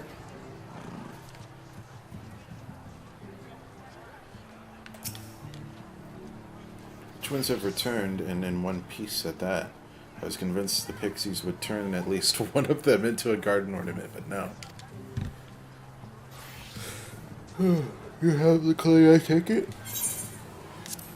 Look at this shit. Oh my god. Oh my god. Oh my god. Oh my god, I see it. I see her. I see it. Look at it. It's right there next to Alizé. Oh! We'll get to that in a second. Wonderful. I need to combine the clay with water, then heat the mixture with a fey lantern. After that, it will be a simple matter of assembling upon the suitable form, performing the necessary incantation. Beq, look, I have a question. In the event that we had need of the spell and you weren't around, would it be possible for another to perform the incantation? Assuming they possess the requisite skill, yes. Harik and the others have suffered so much, and I swore to do everything in my power to save them. Is there a chance this spell could do that I would be the one to invoke it. Mayhap you should be the one to do so. A deep understanding of the subject's physical state combined with a strong desire to help them would drastically increase the magic effect. And you are plainly more familiar with these people than I. I dare say there are few in all of Northrend more dedicated to finding a cure. Is that not so, Ala? Best woman for the job. I'll give it my all for Halric, for Tesleen. Then we are all of a mind on the matter. Alize shall be the one to conjure the familiar. Oh, we're going straight into a cutscene. I need to inspect that and put on 2B's outfit right now. God damn it.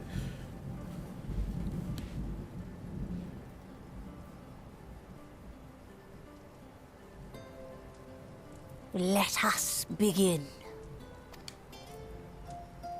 Damn, I should have eaten trust you've something. prepared the clay.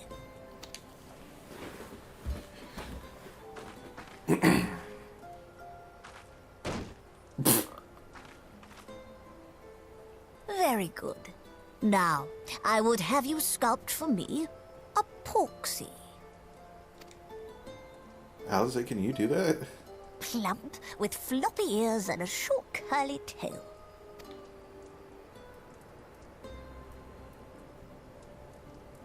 A porksy. I think I know what you mean.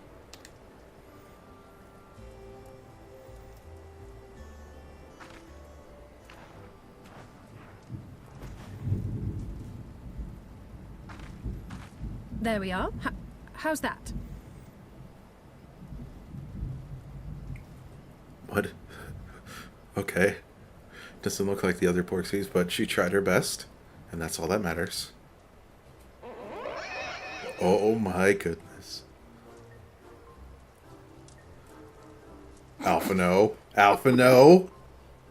Well, it is certainly creative. She did her best, man, alright? There's no denying that. Oh, she's gonna kill you. She's about to be an only child. Yes, yes, I'm sucker. no artist. Very funny. Pay him no mind, child. Though it may look like a grotesque parody of reality, it is what the invoker believes that matters.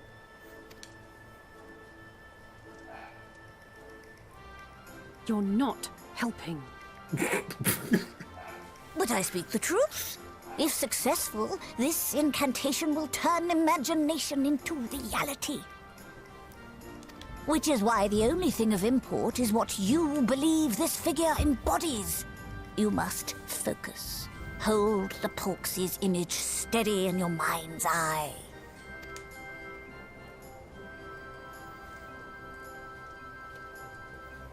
Now then, as I taught you, relax and allow your energies to flow.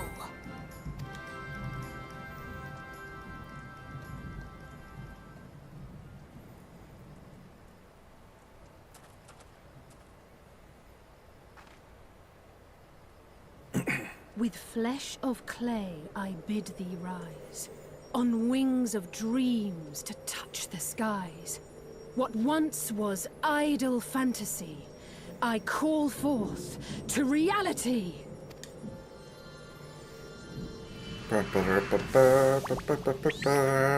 Yay! You did it, girl.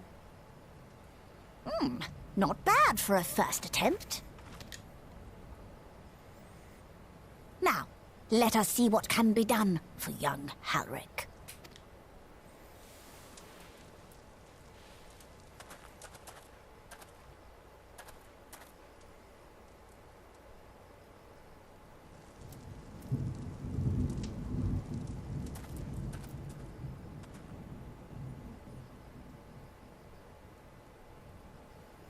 Through the operation of the magics you invoked to animate this familiar, it is now replete with the energies required to stir the boy's soul.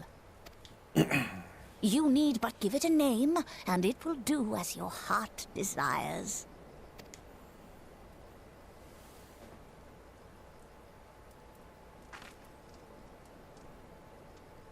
A name.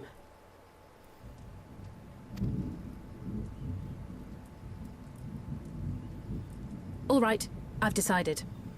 Now.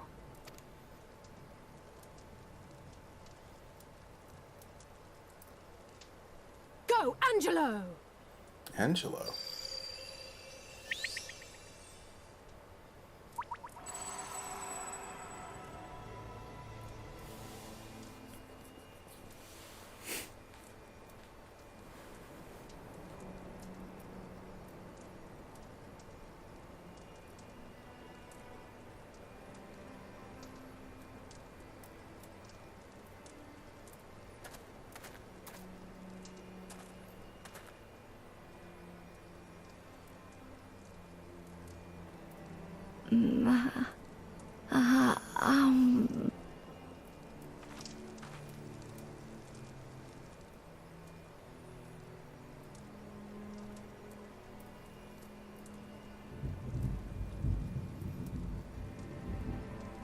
Mother...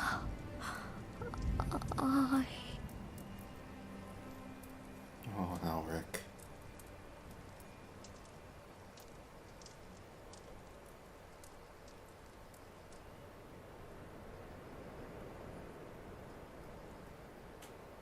It didn't work?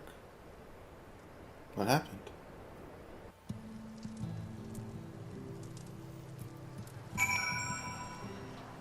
Where? No, they're gone. No!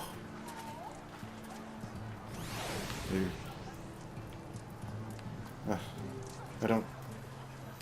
They're gone. I didn't get a chance to put it up. No. No! Ugh. Damn it.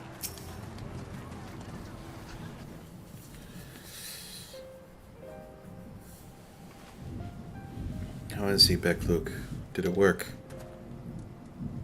I believe it did. You and your fledgling familiar have done well. If my eyes do not deceive, a hint of color has returned to his soul. Gods, I would jump for joy if I weren't so exhausted.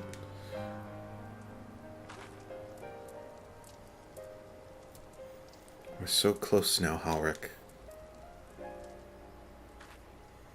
As you are even now in the process of discovering, this magic asks much of the invoker. What you may not have realized is that the same is also true of the subject. As such, we must proceed with caution. However, with further treatment, I have the utmost confidence the boy will make a full recovery. Observing the reanimation of his stagnant soul has been most enlightening. I will need time to put my theories to proof, but I believe I can fashion a spell to produce the opposite effect. That is, to induce stagnation, thus enabling our safe transport back to the source via Oversight. A thought occurred to me about this treatment. Beq Lugg said, when the soul is rendered dormant, the mind is separated from the body, and a person becomes incapable of interacting with the world around them. Does that not sound like some of the tempered back at the source? Tempered back in the source. Not really.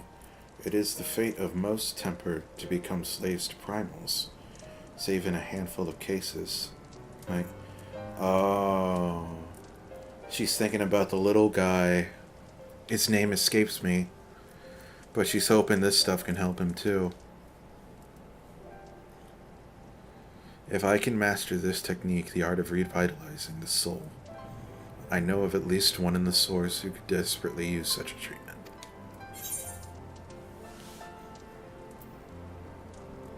Gabo.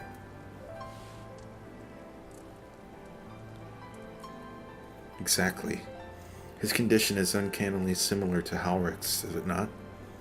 The only difference being that his soul is suffused with earth-aspected ether instead of light. It follows that if his soul is subject to similar kind of stagnation, there may be a chance we can save him, right? Forgive me, but who is Gabo, fellow of whom you speak? I see. His condition does sound similar, yet there is much and more about the soul that remains unknown, even to me.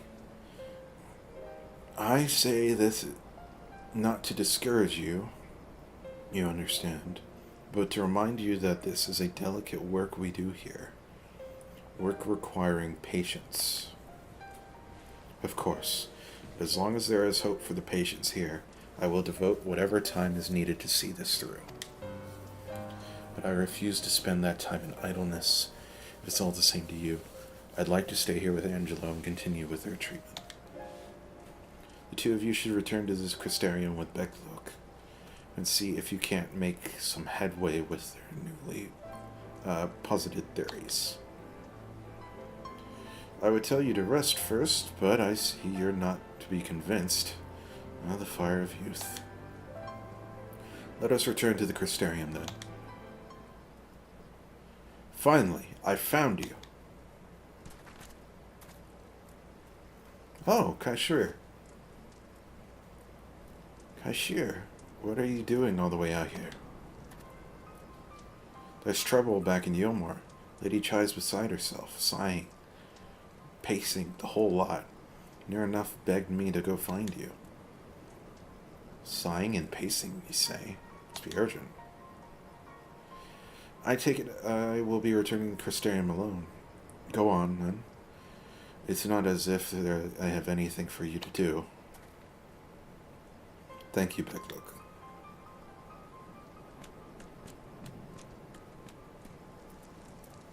Sorry for bothering you all and all that.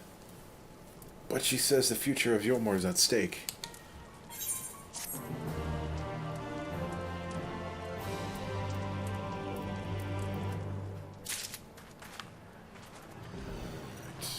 Where are we going to? Someone here first.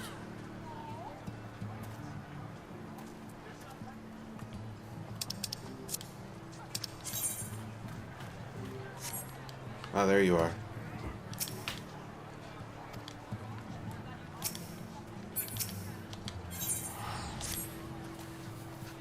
Lady Chai's up in the parlor. Best to not keep her waiting. Here we go.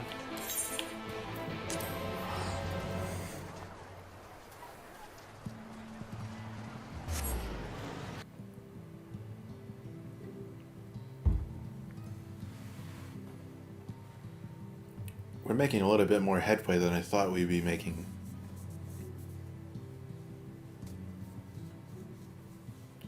I guess I kind of thought that the Grand Cosmos would be at the end of 5.1, and that would cap off this chapter. And he would end up saying like, "Oh, I'll help you, but it's gonna take me some time to figure out a solution," and you know, that's the usual way the chapters end. "Oh, we need time to figure some stuff out. We'll call you back if we're interested in an interview." No, we'll call you. I just want to do a quick look around. Is anyone? No? No one's wearing it? I've only seen the one person. Damn.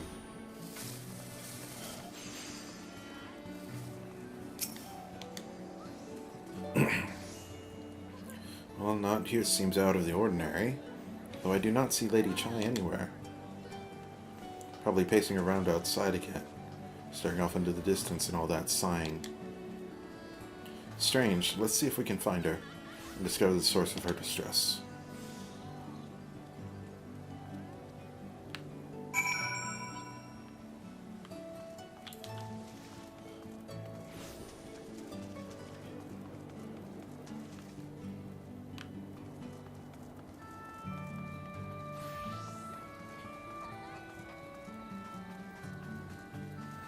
There you are.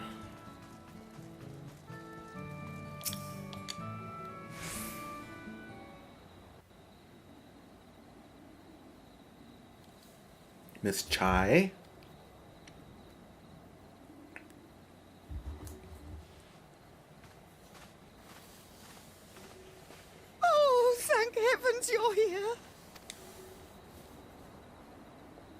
Lady Chai, whatever is the matter? I knew not where else to turn. Oh, this is all too much for my poor heart to bear alone. Alone? What of Master Chai? That is the very reason I summoned you. He's gone. What? What happened? It all began after the events at Mount Gulg. With Lord Vorthry out of the way, we all agreed that a new leader must be chosen. And so you held an election? Yes, well, sort of. Not a single person volunteered to stand, you see.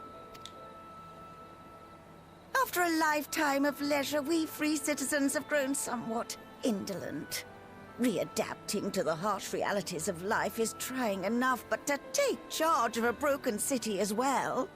No one wanted such responsibility. Nevertheless, Eulmore could not well do without a leader, and so we decided that anyone and everyone should be considered a candidate.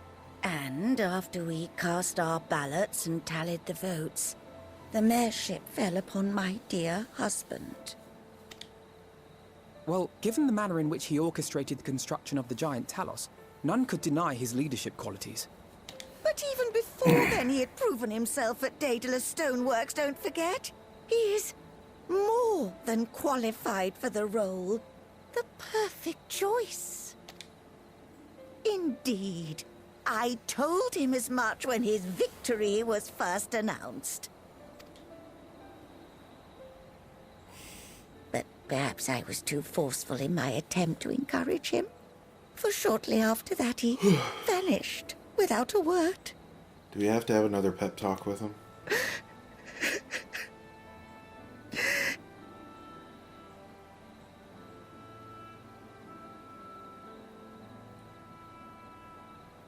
You believe he was so daunted by the burden of leadership that he felt compelled to flee? Please, Lady Chai, dry your eyes. Your husband does not strike me as the sort of man who would abandon his duty, much less his beloved wife. There has to be some other reason for his absence. You truly think so?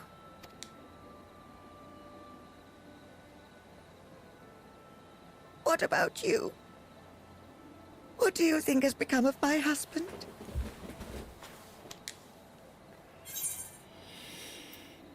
I don't know, but whatever it is, he won't have fled.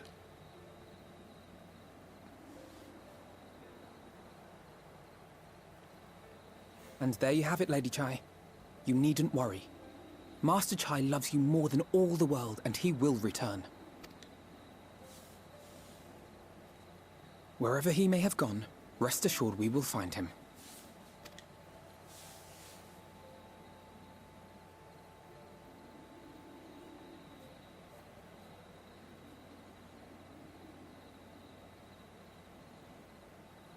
Thank you, my dear boy. You have set my mind at ease.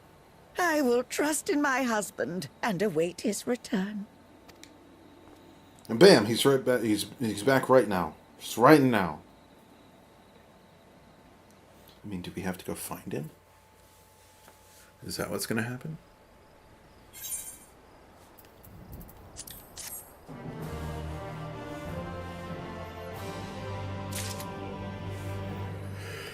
Oh, boy.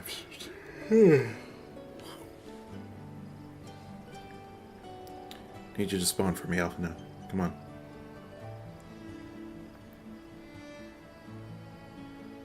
I know, you gotta think about it, I guess. There you are. Makes no sense for Master Chai to have left without a word, but even if he had, he would not have done so unobserved. Someone here will have seen something, I'm sure of it. We should split up and inquire as to whether anyone saw him leave, or, failing that, if they have any idea where he might have gone. I will meet you at the Glory Gate to compare notes later on.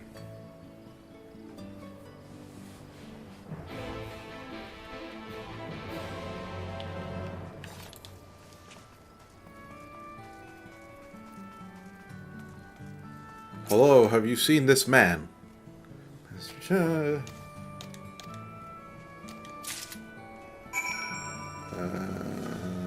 Buttress. Butt stuff. Butt stuff in the buttress. I am 12 years old.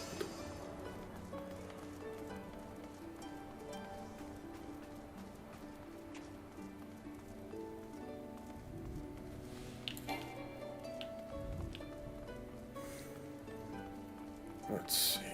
Man, remember when Sprint was like on a 20-second cooldown? Remember when Sprint used up all your TP? Remember when you used to have TP? Shit's crazy. Alright, who am I talking here?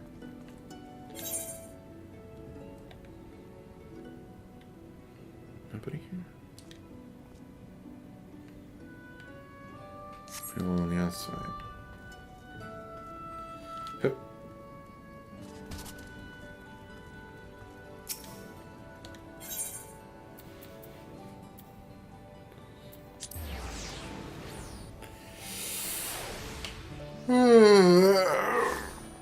Tired.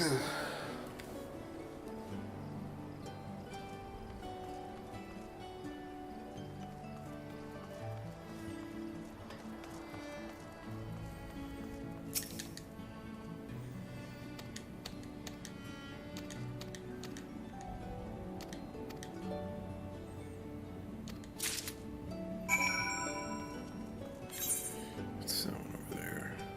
Southeast.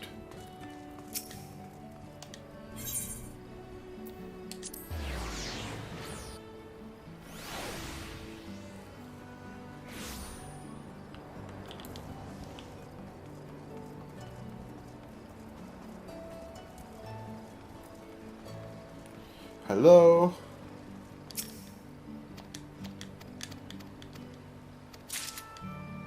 Alright. Back to the Glory Gate.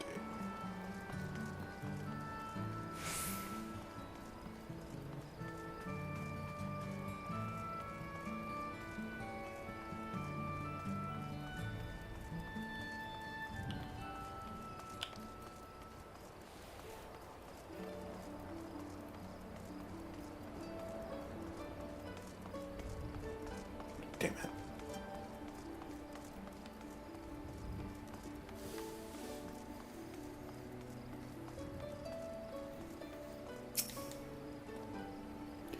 There you are. How did you fare?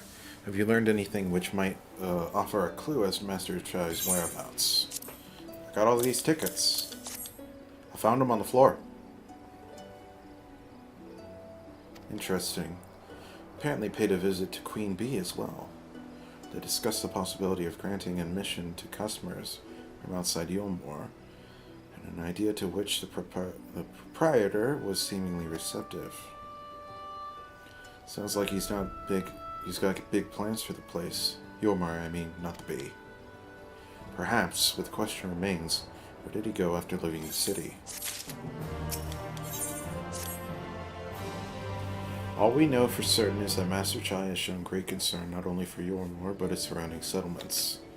It seems logical, then, that having consulted those within the city walls, he might wish to do the same to those without. Well, if you would go and make inquiries and write, I shall do likewise in Stilltide. Gate Town I leave to you, Kaishir. Fair enough. Where should we meet when we finished? Top Rung would seem to be the most likely destination. Let us reconvene there. With any luck, one of us will have stumbled upon him by then. But if not, we will be well situated to continue our search.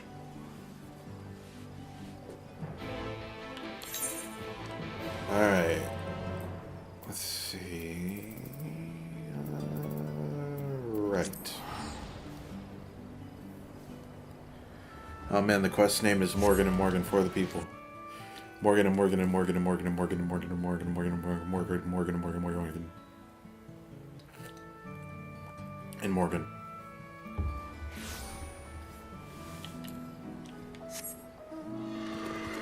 Mr. Chai, are you hiding over here? Huh? What you doing? You in this house? Can I get in this house? Let me in. I can't get in.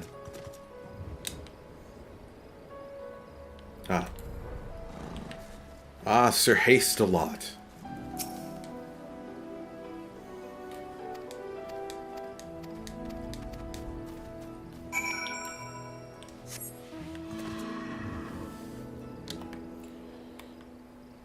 You over at the big Game of Thrones thing?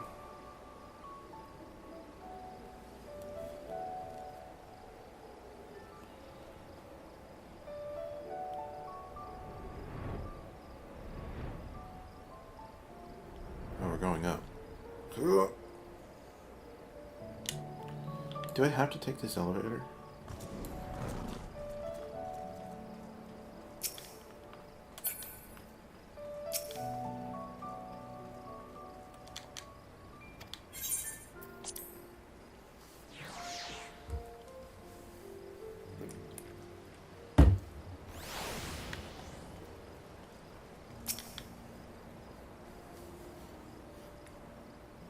Both Wright and Gate Town as well, did he? See, Kaishir and I gleaned as much the same. He seems determined to salvage what goodwill might yet remain among the settlements of Clusia. The only likely place he has left to go being Amity. Come, if we are quick, we may yet catch up with him.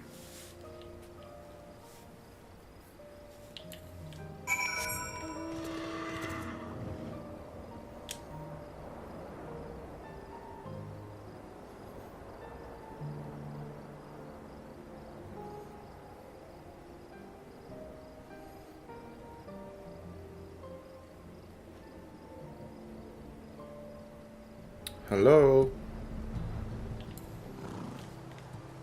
There you are.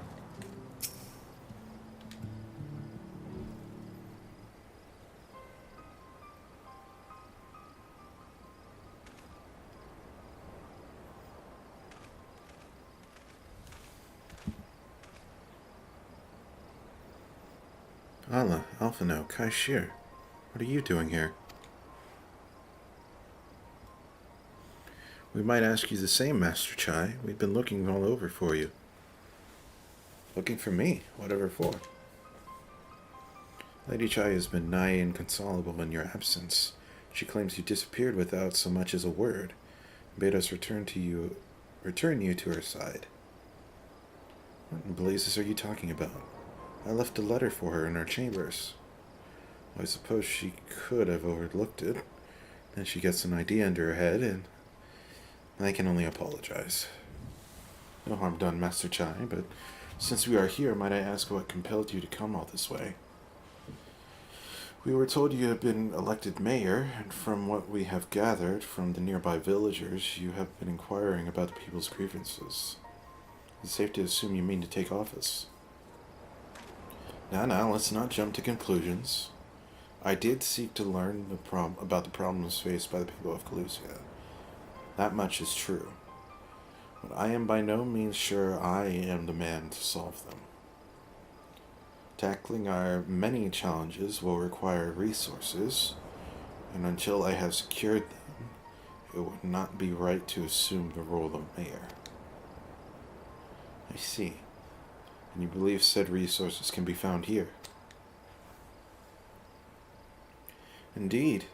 The people's grievances are many, but in course of my inquiries, I have already met with several individuals willing to lend their aid in addressing them.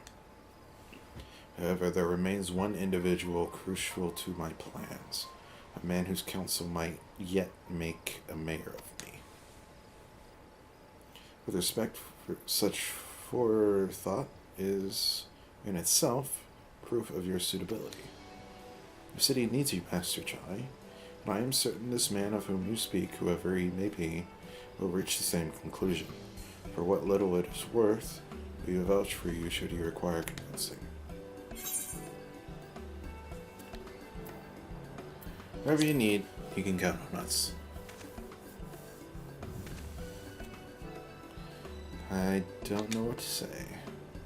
I don't need to say anything. You've got your actions to speak for you.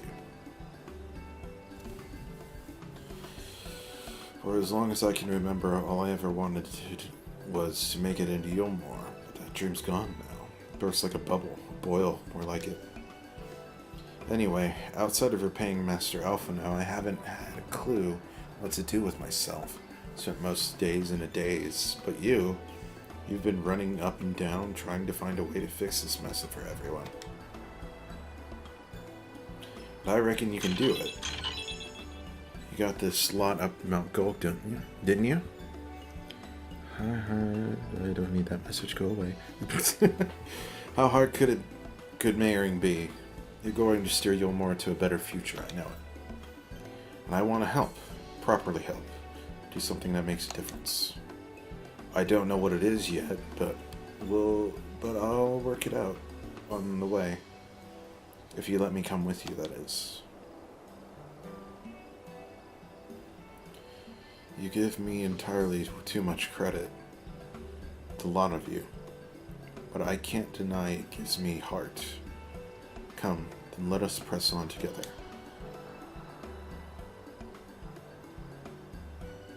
Thank you, Mr. Chai. But we mustn't get ahead of ourselves. Eulmore needs more than a man with good intentions, which is why I'm here, to find one with experience needed to see the city thrive. Whom is this man exactly, and are you certain he's here in Amity? Rendon is his name, and yes, he is, or was. I scarcely begun to explain myself when he decided his time was better spent elsewhere. He served as chief advisor to Vothry's father when he was in office. If Ranjit was the mayor's right hand, one might say Rendon was his left. Between them, they kept Eulmore on the road to prosperity. The city needs more than a mere man of business, which is why I must find him. But even if you do, what makes you think he will listen? Before giving chase, might it not be wise to speak with those who know your Amity? They may be able to shed some light on his reason for rejecting your overtures of hand. Yes, I suppose that makes sense. Perhaps we should start with Tristal. As I recall, you made rather favorable impression on him. I'm certain he would be willing to talk to us.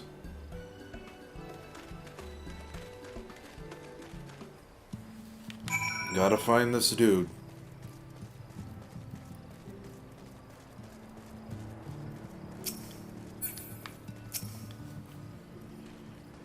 Greetings, friend. And you too, Master Chai. I presume you are here to ask after Rendon. I couldn't help overhearing your earlier exchange. Yes, well, with Vothry gone, Eulmore's want for a leader. Should no one rise to the challenge, the city would very well collapse. I came here seeking Rendon's counsel in hope that we could build a better Eulmore together. And that is still my wish, but given his abominability, you were mistreated there. I will quite understand if you choose not to help. Worry not, Master Chai, I bear no grudge against you or other people at Eulmore, and I would not see you suffer for Vothry's villainy. As you no doubt gathered from your meeting earlier, Rendon can be rather uncompromising. He has his principles, you see, and little patience for anyone he deems less committed to their own. Your desire to right the wrongs of your past, of Eulmore's past, is quite admirable, but I fear the guilt you bear on the city's behalf works against you. I can see it in your eyes and the way you carry yourself. It goes without saying he sees it as well. You must let those feelings go, Master Chai. Be more assertive, commit to this course, and prove to him Eulmore has resolved to change. I believe he was heading towards Pit 8 when he left. If you plan to go and speak with him, I suggest you be firm and clear in your intentions. Very well, to Pit 8 we shall go. I will not take no for an answer. May not even a maybe.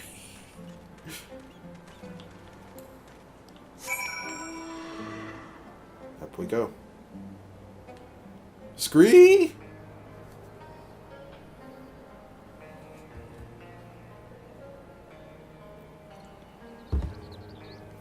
And down.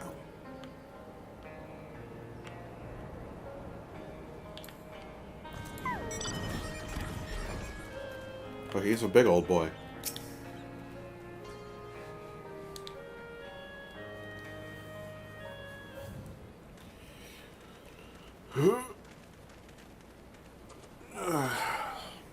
Well, it's you again. Well, I see you've invited your friends. Need them to fight your battles for you, do you? No, I didn't invite them, as it happens. Though they are indeed my friends. Well, not only mine, but every true Eulmoreans. They are the ones who awakened us to the truth, to Lord Vorthry's villainy. The famous warriors of darkness. That's me. Are they now? Not the voice I expected. Yes, they are. It would be no exaggeration to call them our saviors. We owe much and more to their kindness, but we cannot depend on that kindness forever.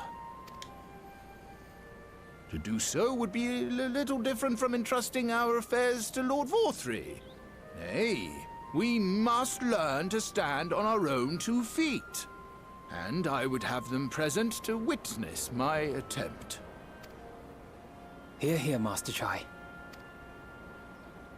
Your sentiments are admirable. Yet admirable sentiments do not a nation make.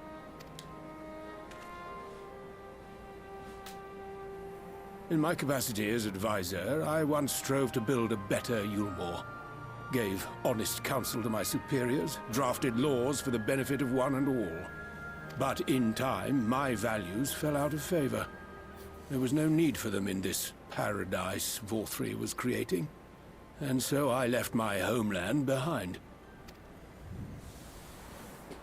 But you, Chai News, you were content to wallow in indolence under Vorthry's auspices. And so I cannot help but ask myself what manner of nation you intend to build.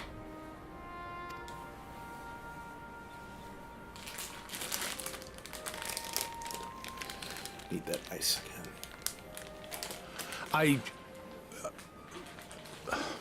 I can offer no simple answer to that question.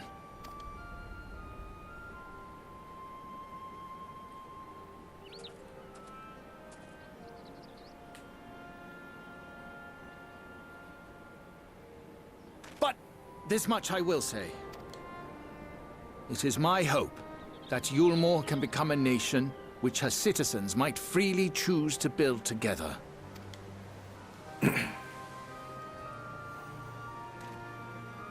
A great many people, myself included, flocked to Eulmore seeking sanctuary.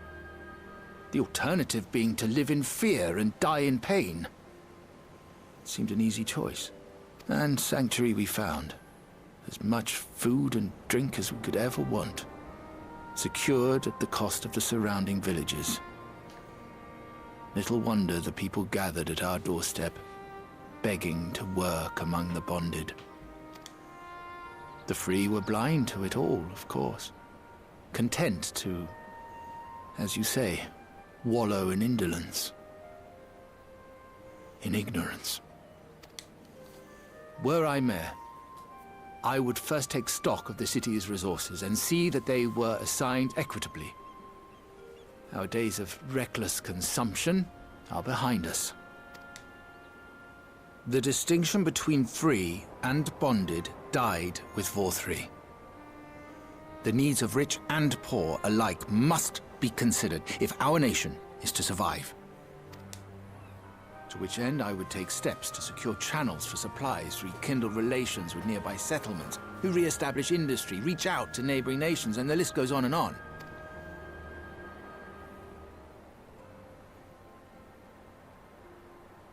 But I am no ruler, nor even a politician. I am an entrepreneur. My expertise lie in planning and profit. I haven't the knowledge or experience to run a nation. Please, Rendon, will you not help me? Together, we could solve the city's problems. Build a Eulmore for the people.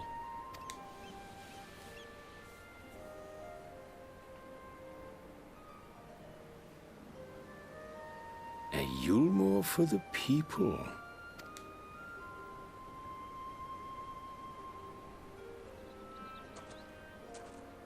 I rather like the sound of that.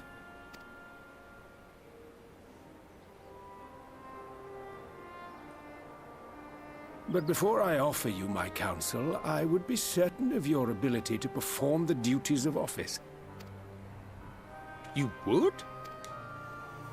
You ask me to help you solve Eulmore's problems. But first, I would see you solve one on your own. Accomplish that, and you will prove both to me and the people that you are a man worth following.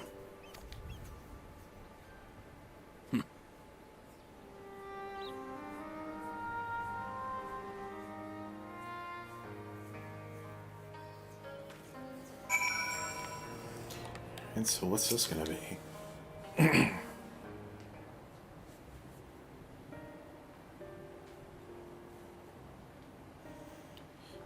Right then, is there a particular issue you would have me resolve?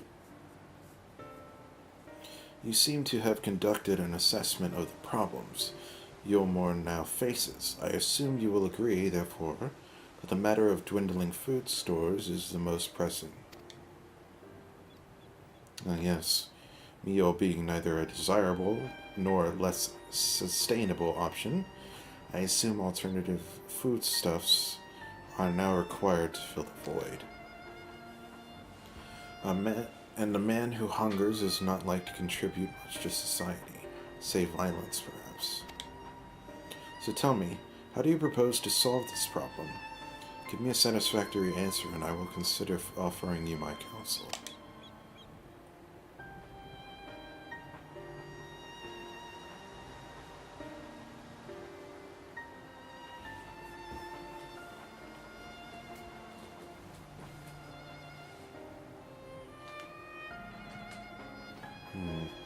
Combination of measures would seem to be in order. One to address the immediate issue of supply and another that of production. Go on. For the present, Eulmore's coffers can be used to purchase food from our neighbors.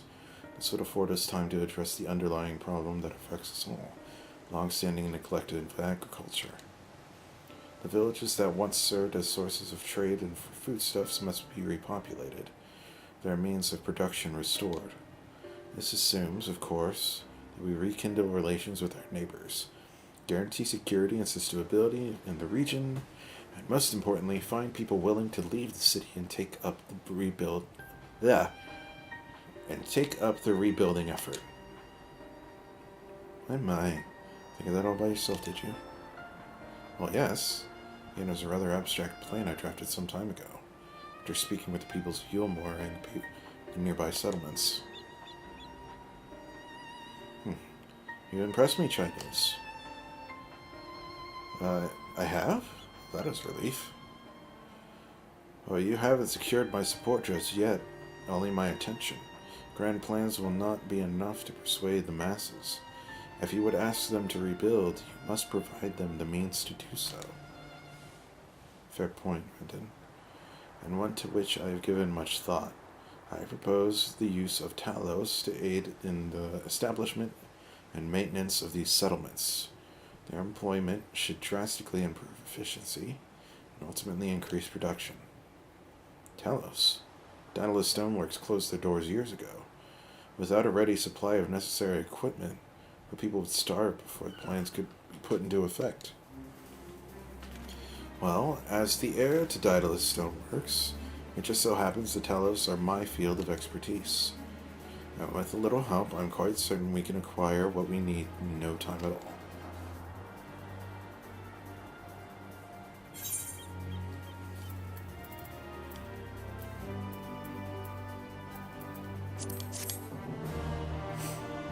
Let's just use the big one.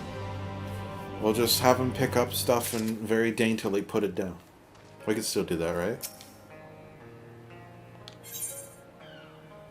Finding good help. Brendan is quite right. Building Talos from scratch would require time we simply do not have. Which is why I propose we make use of the long-abandoned Talos which wander the wilds of Cruelty. They will need to be deactivated, of course. And if my memory serves, the tools required to do so should still be at top rung. Come with me. I didn't expect this batch to be so involved with Cruelty.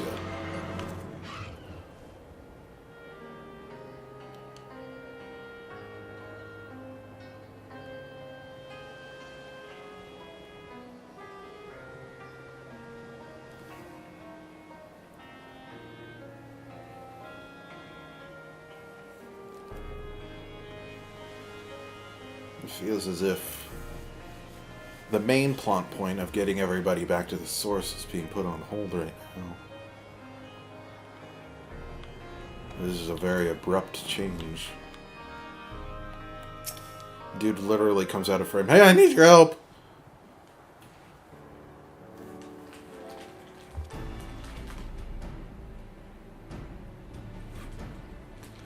Ah, the old memory hasn't let me down. This chest contains canisters filled with dastardly potent insulating powder, capable of halting the flow of aether and Talos. We need only get within throwing distance of one and let it fly, thus disabling them without damaging them. Ingenious.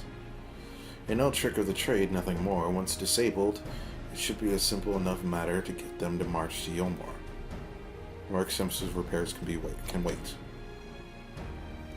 Ordinarily, this is where I would ask you to run along into the deed, but as I have said before, it's high time we stand on our own 2 feet.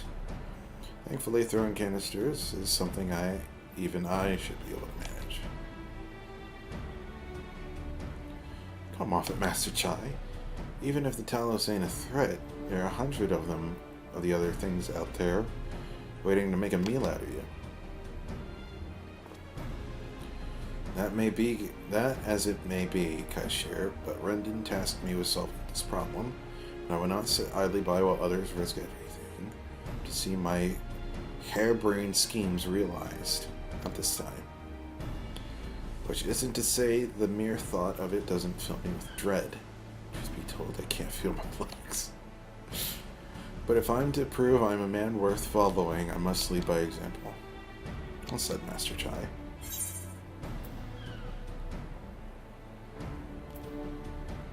Here.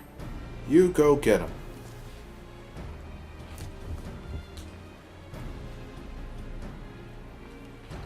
Yes, well, it should go without saying that I have no intention of dying for this.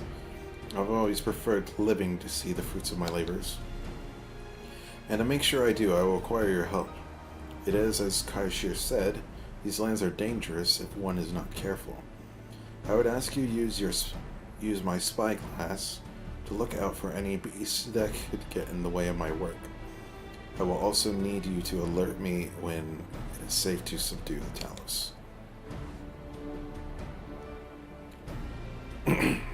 Good. Let's be off to the quick way. Through the north gate and see if we can't find a suitable vantage point for you.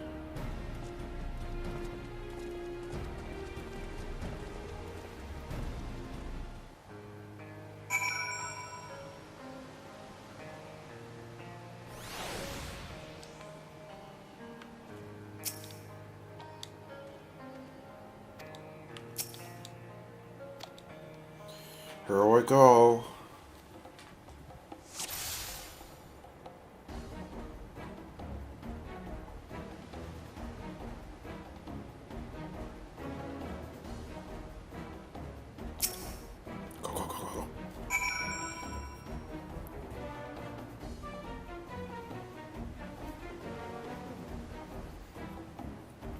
These things are bigger than I thought. I'm usually flying over them.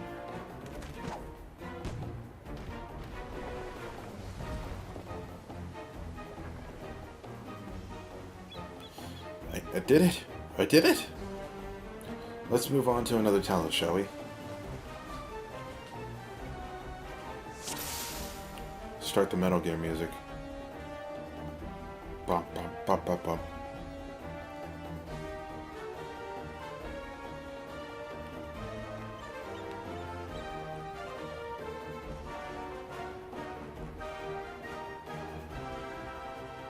For this Talos to turn around. Oh, they came back. Damn.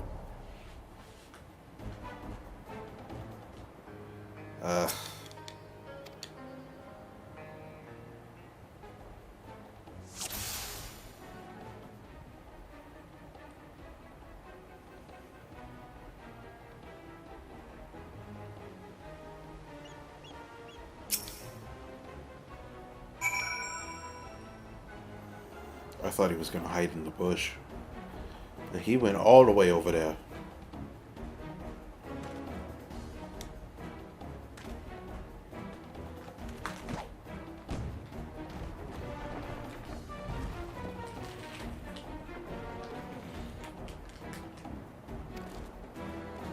Alright. This one's a bit more tricky.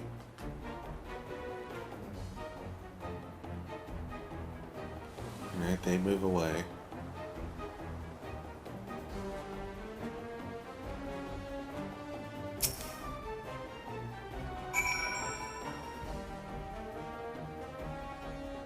So their pattern does vary. It's not set in stone.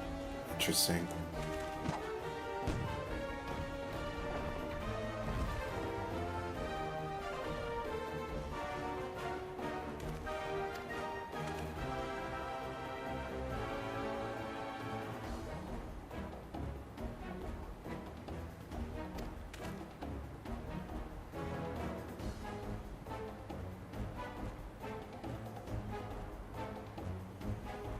Is he just gonna go for it?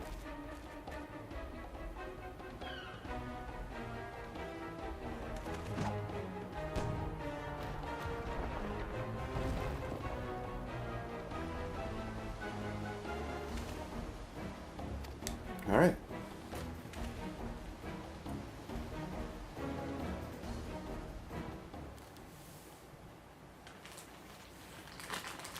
Get rid of this ice now. It's long enough. My shoulder's fucked up, by the way.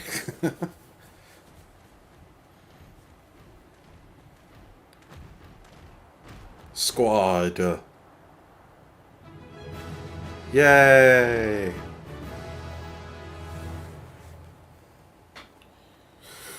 Oh, boy.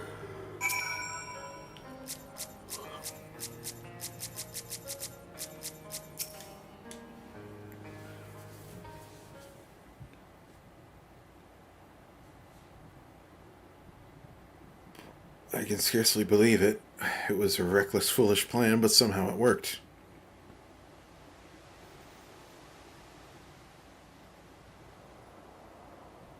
I did it.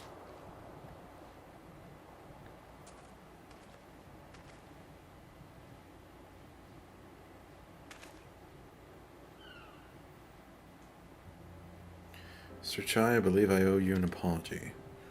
Your plan to replenish Eulmore's food stores showed forethought, and sound judgment. What's more, it is plain that your time at Talos Stoneworks has equipped you to lead, as evidenced by your extraordinary company you keep. You, sir, are more than qualified to be the next Mayor of Eulmore. I thank you for your vote of confidence, but the fact remains I am wholly ignorant to the world of politics. Which is why I would ask you to join me and grant Eulmore the benefit of your counsel. I would be honored. When the people behold these Talos, I have no doubt they will lend you their support. It seems Eulmore's leadership is at last in capable hands. Would you not agree? We should probably be getting back soon, Master Chai. After you've tinkered with the Talos and all that, Lady Chai is worried sick.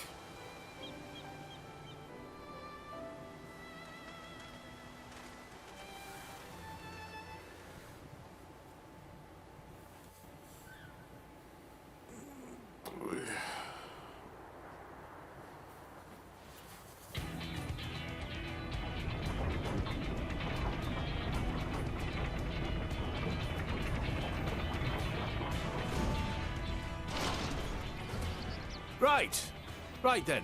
Form a line and make for Eulmore. Can I ride one? I want to ride one.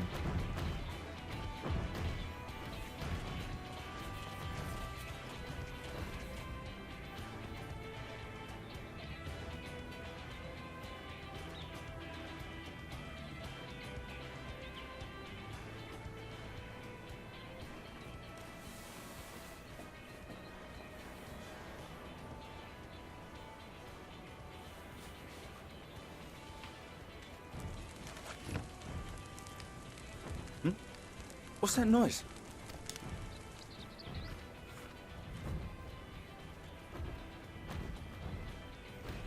Wicked White! Runaway Talos!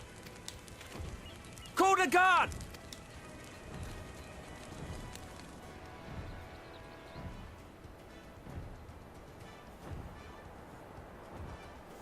And on that day did Eulmore receive a grim reminder.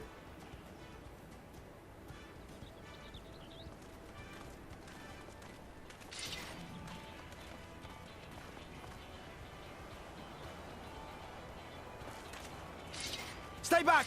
All of you!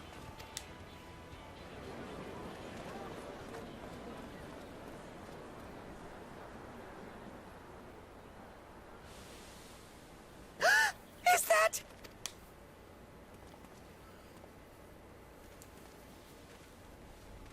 Darling, you're back.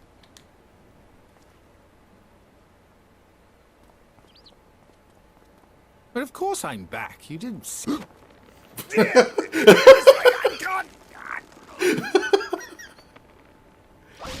He's fucking dead. Oh dear. Give him the backbreaker! God is my witness, he's broken in half.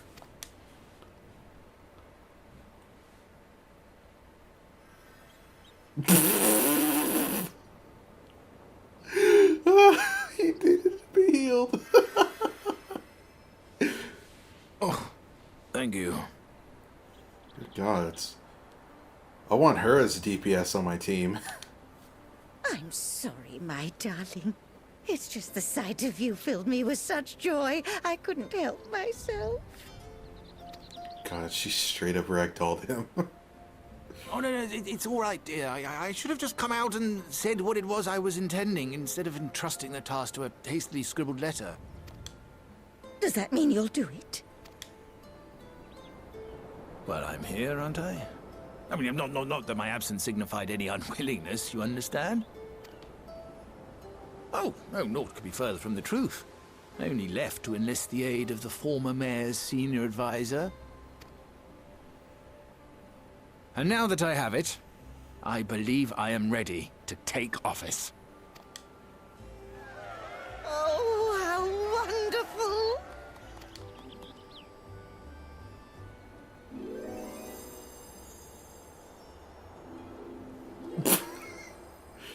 Fucking Instagram filter. Do it again.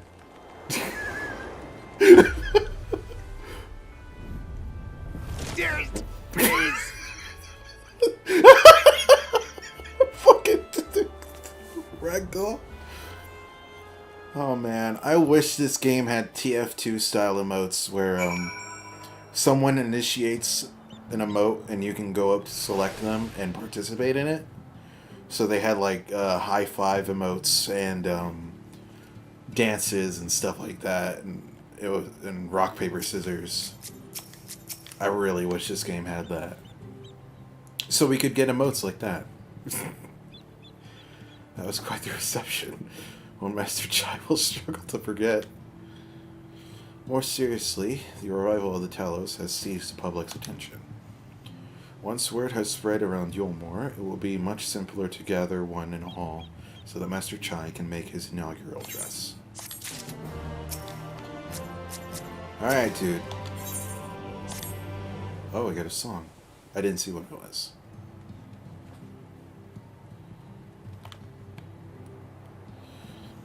No need to fret, Ala. I have never felt better. And not at all overawed by the prospect of addressing the assembled masses of Eulmore. As for where to do it, if we're to accommodate everyone who might feasibly wish to attend, I suppose the only place large enough would be the Emergent. Then I will go and spread the word among the citizens, both free and bonded, that they are to assemble there to meet their new mayor. You there, Kaishir, was it? Would you go and inform the residents of Gate Town and the derelicts? Of course I will. Good lad. I will let the guards know not to bar the way to Vothry's chambers.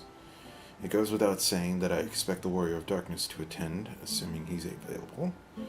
Might as well see it through to the bitter end, eh? The doorman at the Crown's lift will show you up.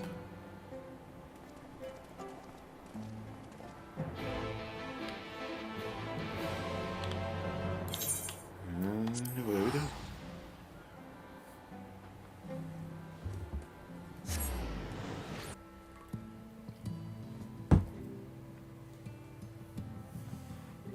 Man, I really am only going to have time to do the MSQ today. I mean, because I can only imagine just clearing the 24-man is going to take a decent chunk of time. Oh boy. Oh.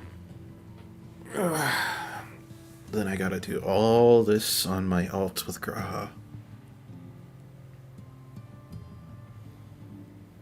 Alright, so I saw that I didn't get a chance to inspect the gear and put it on when that one person was wearing it, but it was the 2B outfit and it was for dancers, bars, machinists, which means at the very least I can put it on my Graha. And I won't have to worry about that. Alright, this way.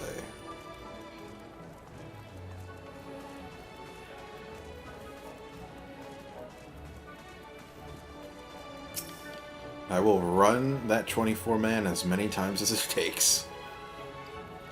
Ah yes, Master Chai told us to expect you. The Emergent is already filling up, with people of all persuasions, free and bonded, citizens and non-citizens. But for you, our guest of honor, we have reserved a place at the front, right this way.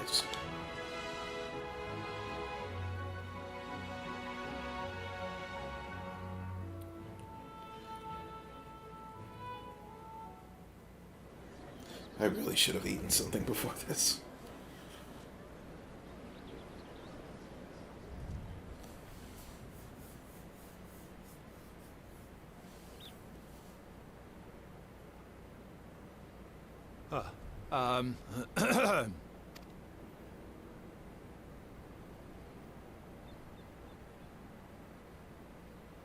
Go on, dear.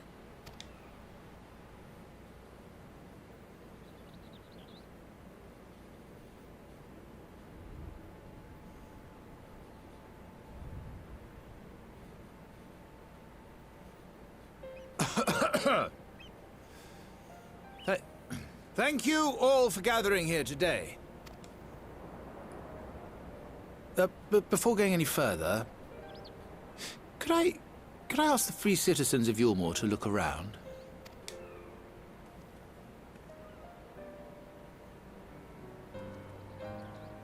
Tis a sight none of us would ever have seen under Lord Forthry's rule. Not only do we stand in the familiar presence of those we once called the Bonded, but today we welcome the peoples of the Derelicts and Gate Town too. Oh, I recognize the merchant and the mender. Today we welcome the Warriors of Darkness, come to bear witness to Eulmore's new beginning.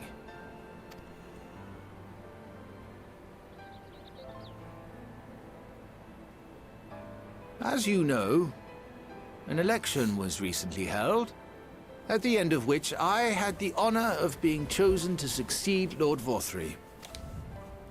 You place great faith in me, and I promise to do my utmost to live up to your expectations, and I will seek always to carry out the duties of this office with integrity and fairness.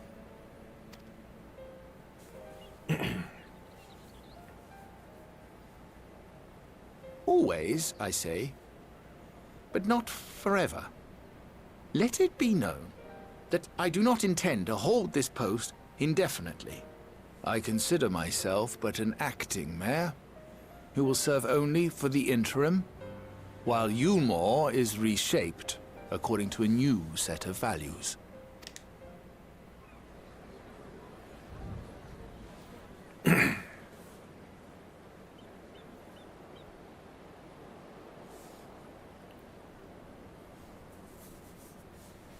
No longer can we think of ourselves as divided, as the free and the bonded, citizens and non-citizens. According to the systems put in place by Lord Vorthry must be undone. But even as we tear down the old, we must give thought to the new, to what manner of nation Eulmore should become. Whatever the answer may be, it cannot be decided by one man alone. And so I propose that an open forum be held, that we might all discuss how best to strive towards a better future. However, there can be no talk of the morrow unless we first address the issues of today.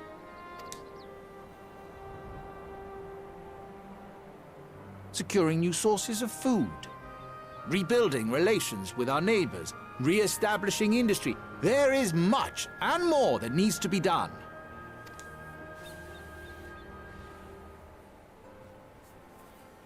Too much for a mere man of business. And so I pledge instead to do everything in my power to ensure our city's security and stability while we all work together to see these problems solved. The road before us will not be easy, and I know full well how daunting the prospect of honest labor may seem to some of you. But we must accept the reality of our circumstances. We must move forward. This much we owe to ourselves and to the brave heroes who risked their lives to bring back the night. Once we have shored up our city's foundations and regained some semblance of normality, let us reconvene to speak of the future. Until then, I humbly ask that you lend me and each other your strength for Eulmore!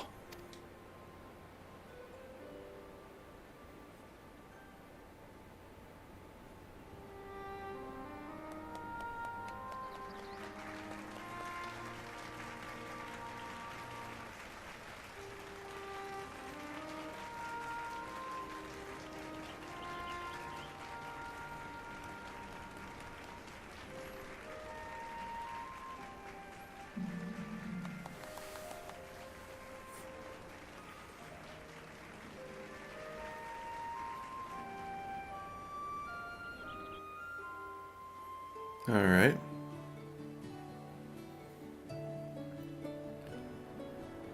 Now what?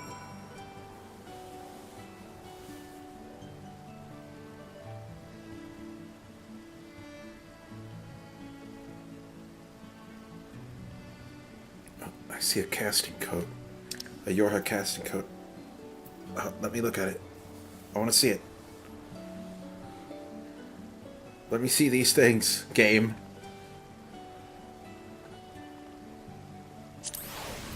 Try on. Interesting. Really. I guess it does have... This follows more closely to what 9S wears. Jacket of Healing. And that's just 9S. Interesting, interesting, interesting. Well, I know which one I want to go for. So, I guess I might be going as, oh, Maiming. Thank you, Belmont. Interesting.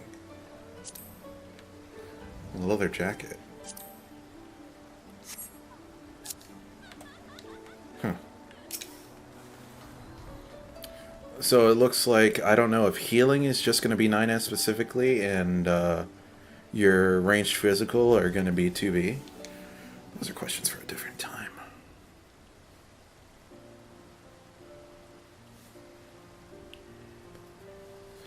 That was a fine speech, Master Chai. I believe your words stirred every soul in attendance. Stirred them to action, I hope. If I have learned anything from all this, it is that change begins with the individual. It is but a matter of finding the strength to take the first step. Assuming my fellow Eulmorans can, it shall be my honor and privilege to help them walk this road we have chosen. But we must not forget the individuals who made all these changes possible.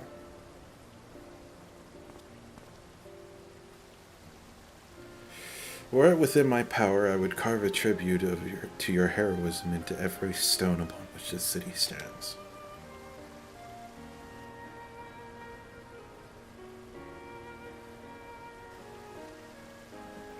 I hate to change the subject, darling, but now that you've officially taken office, have you given any thought to your mayoral seat?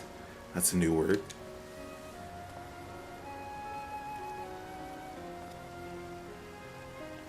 We will not be moving into the emergent, dearest. It's too big, for one thing, and too far from the people for another.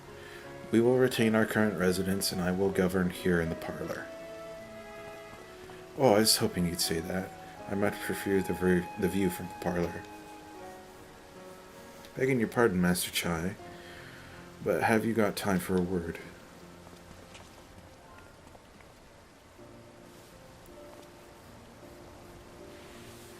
Yes, of course.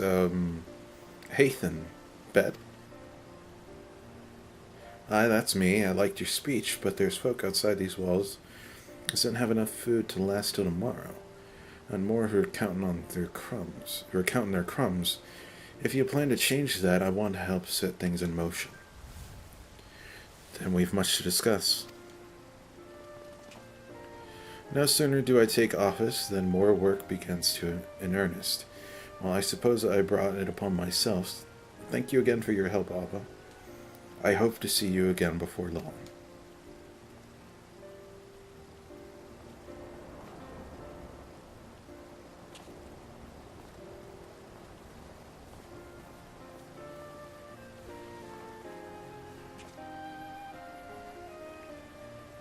What a day.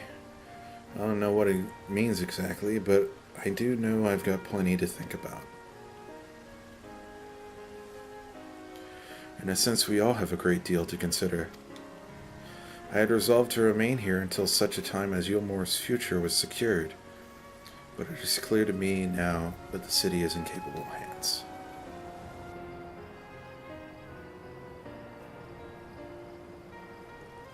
I have every confidence they will find their way.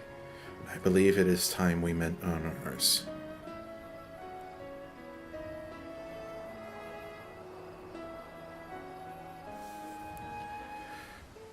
So is this going to be a trend for these patches where, alright, we got to make sure everything's good before we leave. We can't just leave. But your soul's on the sword, so now we got to make sure everything's good here first. Nothing can be done. So Elphinaud's leaving too, is he? Seems like everyone's moving on. Everything's changing.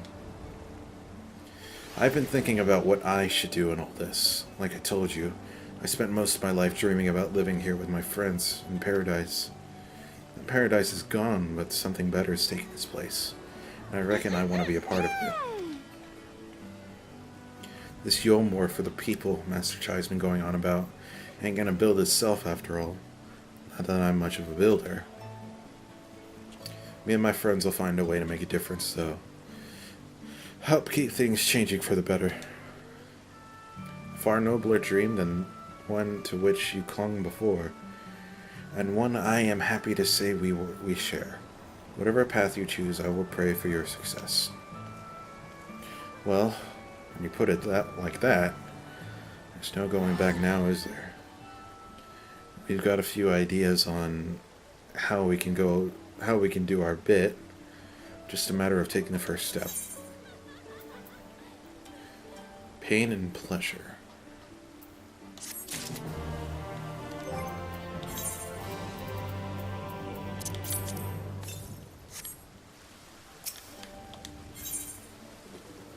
Vows of Virtue, Deeds of Cruelty.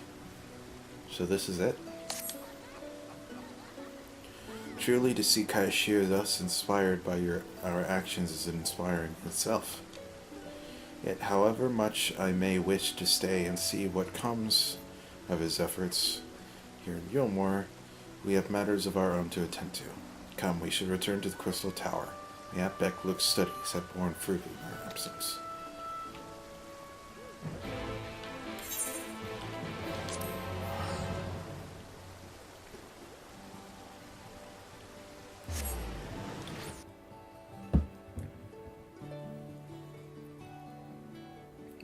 So I guess that puts a nice little bow on Eulmore, at least for the time being.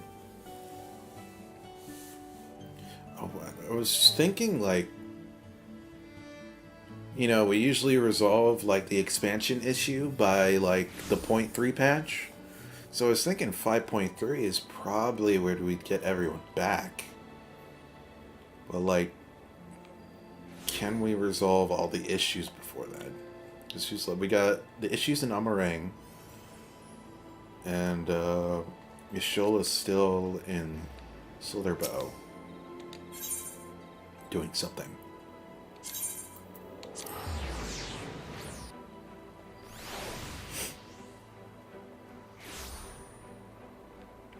What are we gonna do about Reen? That's what I'm wondering. Like, are we just gonna leave her and Exarch here in the first?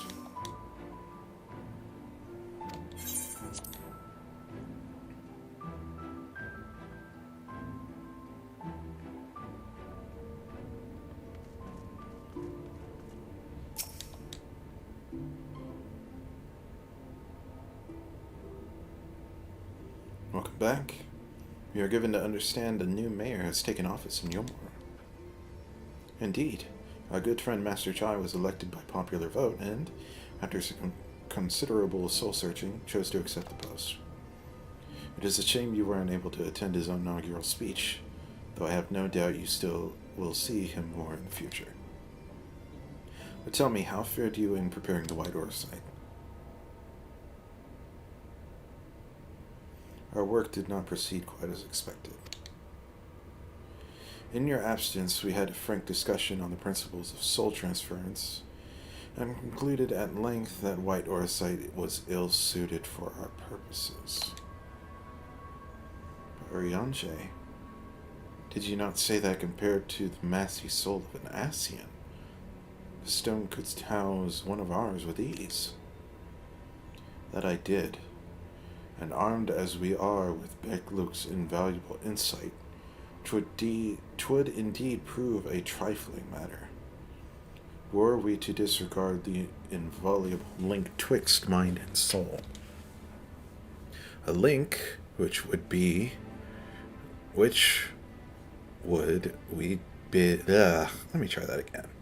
link which would, we did belatedly realize, be weakened most perilously in the process of rendering our souls dormant. As Oversight doth require, dust the shedding of these fleshly that word, and the surfeit of aether which compriseth them, would in all likelihood deprive us of our psyches as well. It would theoretically be possible to channel your minds into the Arsight instead, but we would more than likely sacrifice your souls in the process, which is why we have abandoned that plan, and instead devoted our time to finding a means by which mind and soul might be transported together. Then we are no closer to a solution than we first began. It is a vexing conundrum indeed, but one for which the Crystal Exarch has posited a most intriguing solution. One that doesn't involve sacrificing himself, I hope. When our discussions turned to the transference of memories and the psyche, I could not help but be reminded of a technique with which I have personal experience. Ala, do you recall what we learned of my eyes from the encounter with Doga and Une? Man, what would this conversation be if you didn't do Crystal Tower? Alright, well here's what happened in Crystal Tower, and then there's like a 5-minute discussion of all that shit. I speak of the royal eye of the Allegan Imperial line, gifted to my forebears through the blood and memories of the ancient Allegans. It is by this gift that I am able to control the Crystal Tower. If we were to gain an understanding of the technology by which the Allegans were able to accomplish this transference, perhaps then we could keep mind and soul together. Imagine, if you will, a device like unto a soul crystal, replete not only with our worldly memories, but also the bountiful energies of the soul.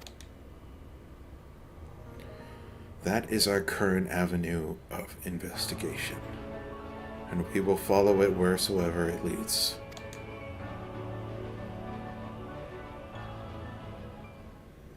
While we are thus engaged, I think it best that Ala return to the source and inform Cryle and the others of our findings. Agreed. I imagine Tataru will be relieved to hear we've made progress of sort. Then I would beg leave to relay our findings unto Thancred and Reen, and assist where I may in their investigation of the empty. Yes, please do. Should we have need of your counsel, we will not hesitate to summon you. So, Alphina, what are you going to do now that you're not needed in Eulmore?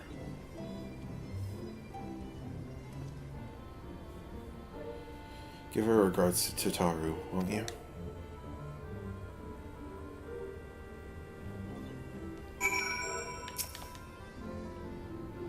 The benefit of our combined knowledge and the aid of the first leading authority in soulcraft, we must surely be able to find a solution. Surely. Beq Lugg insists we resume our work forthwith, but I grow weary at the thought. What I would not give for a cup of tea, perhaps a vanilla tart. I pray the link to their bodies in your world will endure a while longer. Should it fail, our efforts will be for naught. We are on a time limit, I have to remember this. So we better have it done by 5.3 or else they're not going to last. Mark my words, Ala. We will unlock the secrets of the Allegan Eye and see the others return home. There was a time when I thought these eyes a curse, you know. But for what they have enabled me to do, and what they may yet make possible, I see now they are a blessing.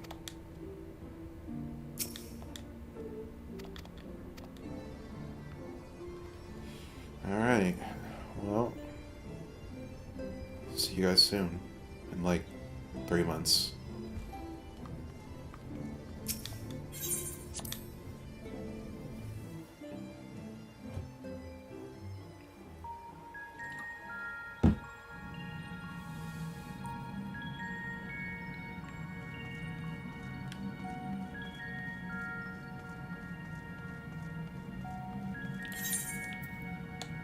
Oh, wrong one.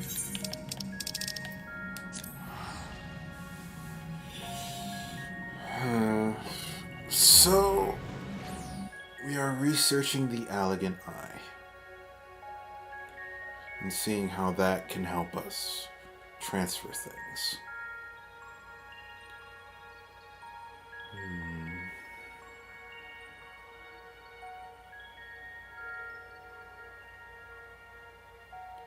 I suppose my earlier theory could still work into that, I think. That, for some reason,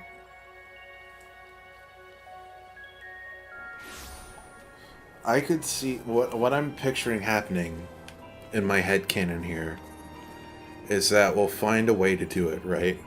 Using whatever technology or whatever. And it's like, oh, we can do the thing. We can send everybody back, mind and soul.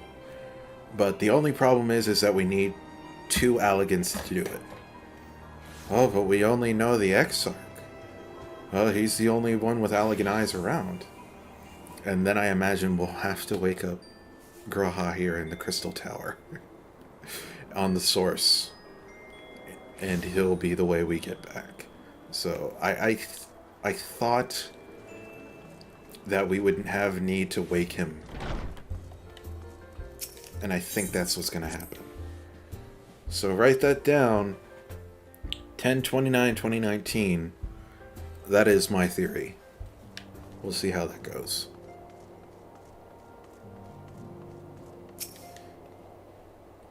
Ala, you're back. How did everything go in the first? Wait, don't tell me. Carl will be here shortly, and she'll want to hear too.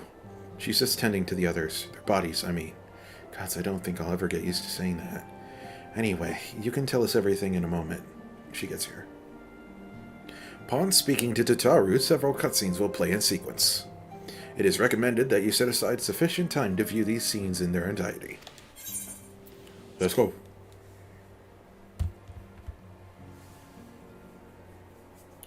My arm willing, I should have time to edit this all tonight. Hopefully. Sorry to keep you waiting. I've carried out the treatment as per Master Matoya's instructions. It should slow the destabilization of their corporeal ether quite significantly. But tell me, how fare our friends in the first?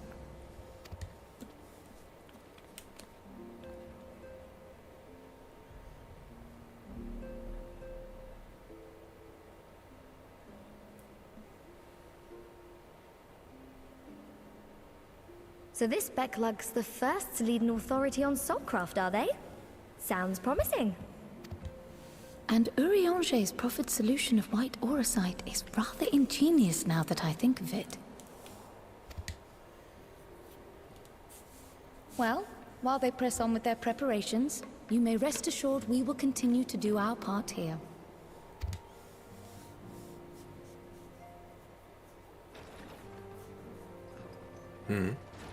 Who's joining the party? You're back. Oh. Oh, my boy.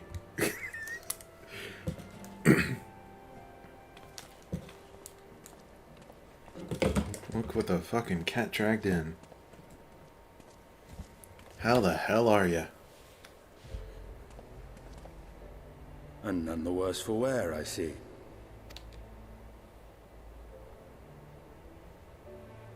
Estinian! Oh, thank the gods! We've been worried sick. Did you lose your link pearl or something? The situation in Garlemald has become more complicated. I was making my escape from the capital when I ran into one of yours, Riol. He thought it best we come straight here. More complicated how? Spin us a tale, old friend. What happened? Where's Gaius? Where to begin? After entering the Empire via Razat Han, I went about my mission of investigating Black Rose. It was then, inside a provincial factory, that I encountered the one who styles himself Shadow Hunter. Gaius Baelsar. Still feels weird to not hear the van between those names. Our goals being apparently aligned, we joined forces and ventured on into the heart of the capital, to the very Imperial Palace itself. There, we found a man whom all assumed dead. Can we all appreciate the fact that Heavensward music is playing right now? Oh, I love those little details. They did that during the level 80 Dragoon quest too.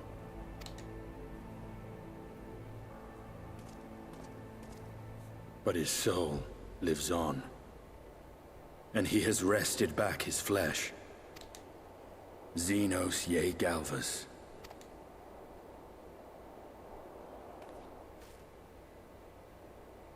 Nor did the surprises end there, for no sooner had we arrived than he murdered his sire in cold blood. The Emperor is dead. This sent Gaius into a rage, and he charged in, blade drawn. Oh, wait, don't tell me. I'll figure it out. Oh. What's wrong? Oh, hey, she's coming with me. I forget she has the echo.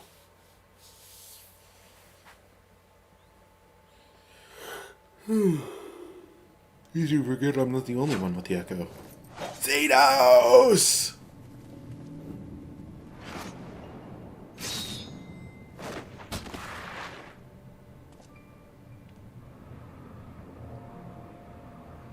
That's interesting. It's a spirit blade.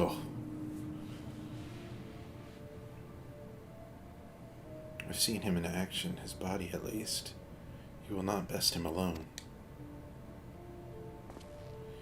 Nay, death will not come easily to that thing. If you would join me, then by all means. For what good it will do.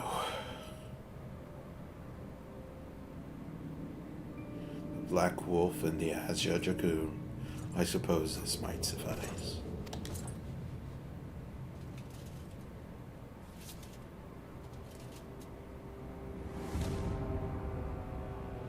Come then.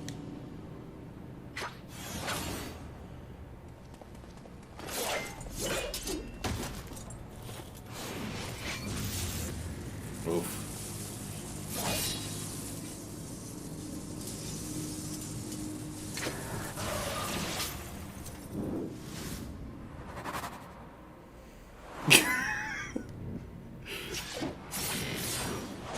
Yeah, do it.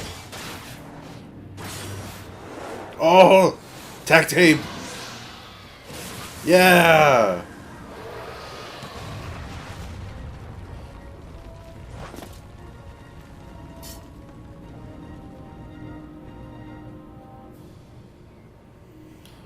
Ah, the simple pleasure of one's own flesh. Truly there is no place like home. Abomination. Whatever he is, Ala was barely a match for him. If we stay here much longer... Emperor Varus, your radiance! Are you alright? We may wear out our welcome.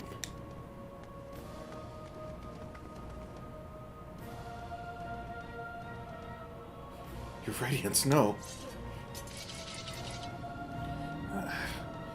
Must even the most middling of sport be spoiled?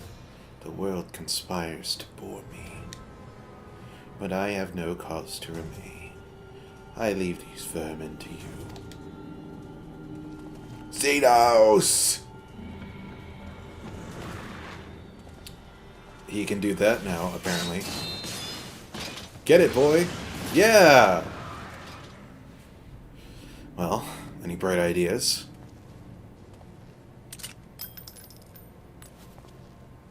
Just one.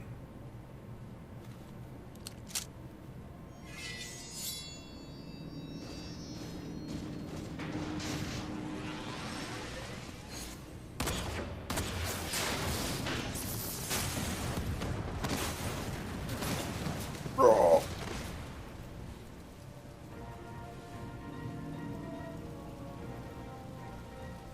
Run, run, run. Your radiance!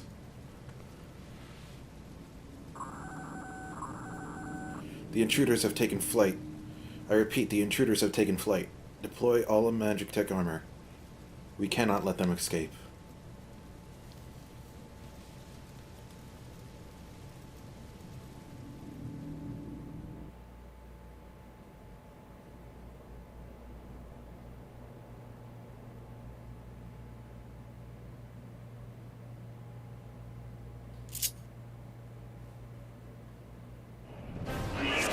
Oh! Yeah, let's do it!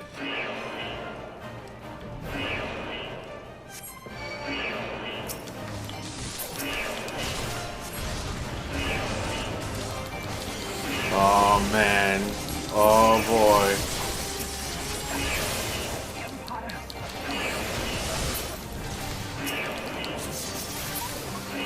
All right.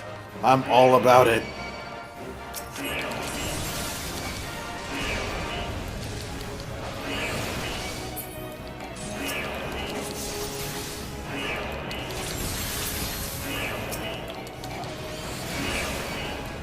Come on, Steve. Use the power of Nidhogg. Show me what I will become in 6.0.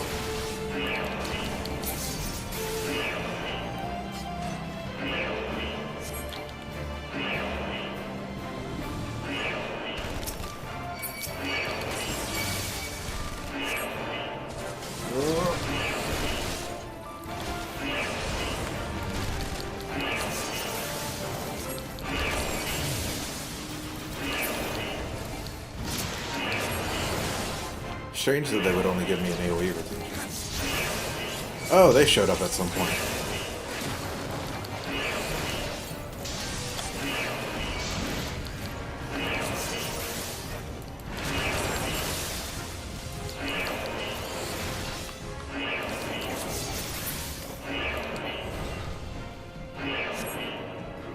What you got for me? Do it, Balsar. Let's go. We should go. We should leave, like, right now.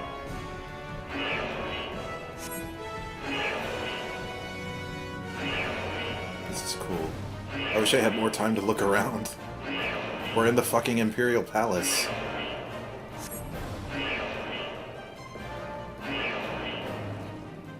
Woo!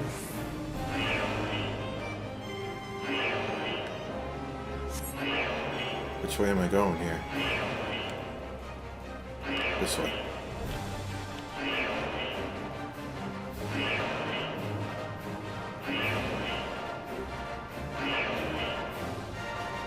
Oh, I was about to say 2 waves.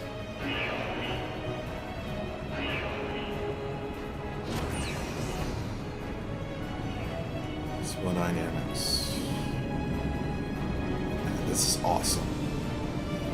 Like, I had the lingering thought of, like, what if we get to play as Estinian, but I didn't want to jinx it. What do we have here? Well, someone's been busy. That looks like Proto-Ultima. What? Who is that? What? Excuse me? Volatile prototype Arc Ultima. The fuck are you people doing? You would bar my way, would you? So be it. I forgot they've been just mashing things together. Come on, Nidhogg.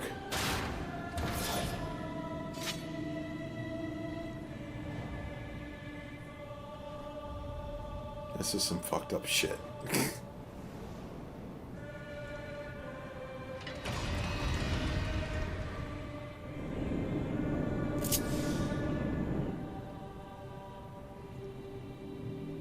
Giving us a good track to listen to here.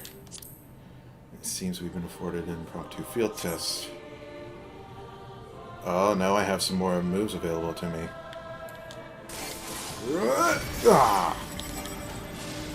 What is that? What did I just do there?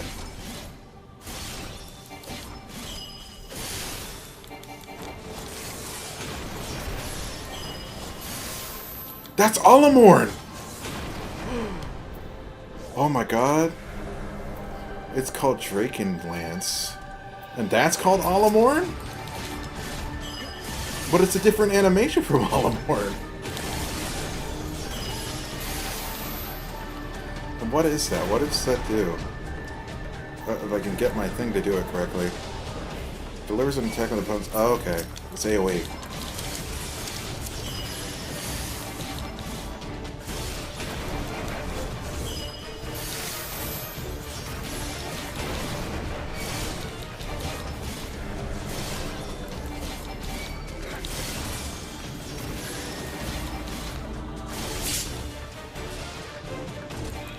Alright, that's okay.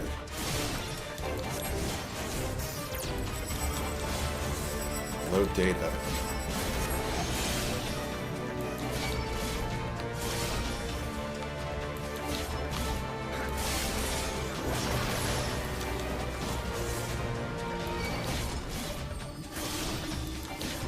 Okay. Interesting.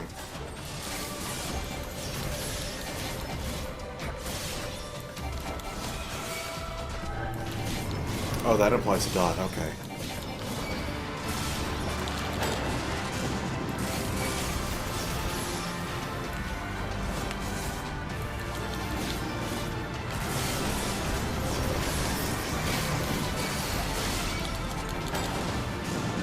I have an LB here.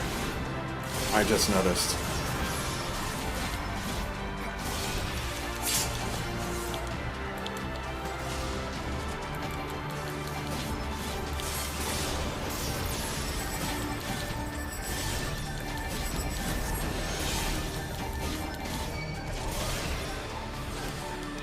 I can't target those guys up there.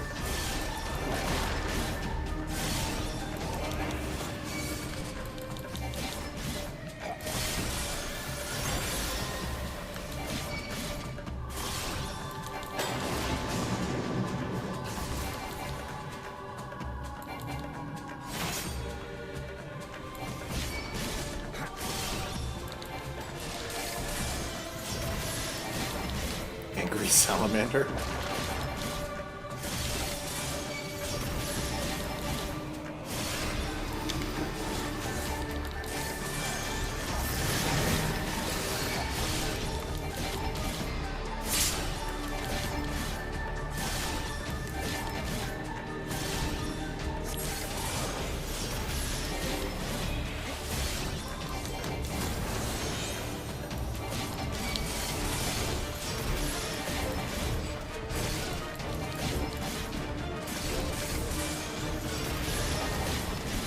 Invulnerable.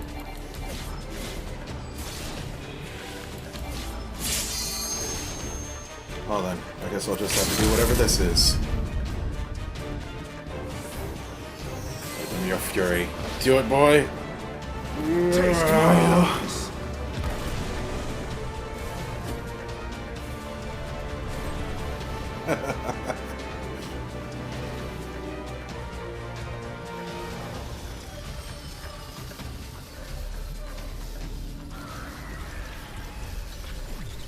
Christ, I'm sorry, dude.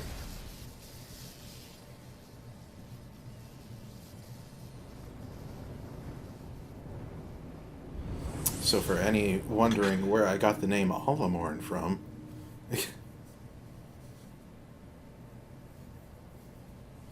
Guardians and their Machina. Now where are you guys?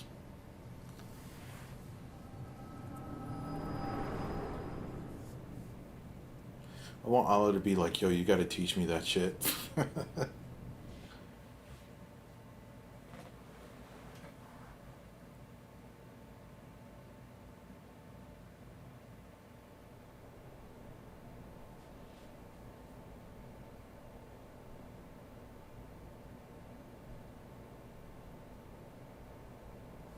Are you all right?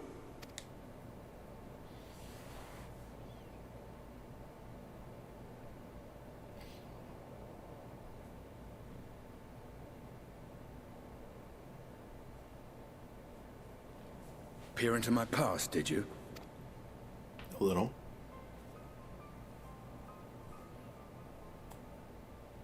Well, I didn't quite relive the experience as you did, but I bore witness to it all. I'm still not sure what I think of this gift of yours. But no matter. Our confrontation was cut short when the Imperial Guard arrived. It was then that Xenos took his leave, citing boredom. To think their research into the Echo could bear such fruit. Escaping death, jumping from one body to the next, and returning to his own after all this time. He is an Ascian in all but name.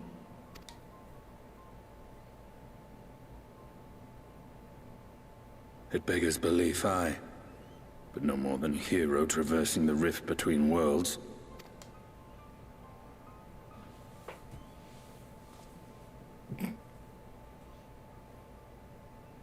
My concerns are far more prosaic. With the Emperor dead and the Crown Prince missing, the Empire is in disarray. Until order is restored, assuming it even possible, we needn't fear an Imperial reprisal. And for reasons of his own, Xenos took it upon himself to rid the world of Black Rose. Riol has already gone to apprise the Alliance leaders of these developments. We may leave the matter in their hands for now.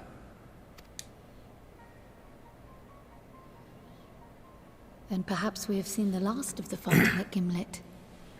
Though, if it comes to civil war, I cannot help but fear for the provinces.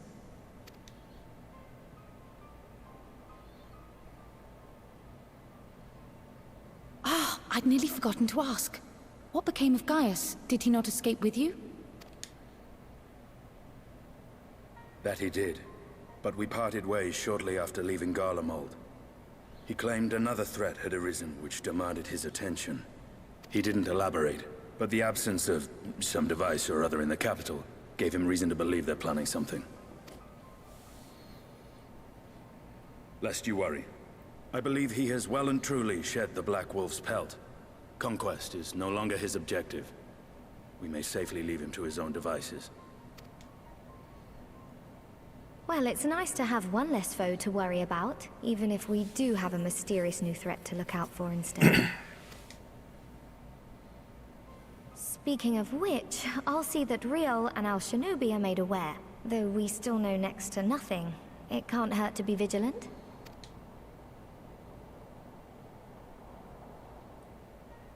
Well then, with Black Rose nipped in the bud, I believe I've fulfilled my part of the bargain. What, you're just gonna peace out?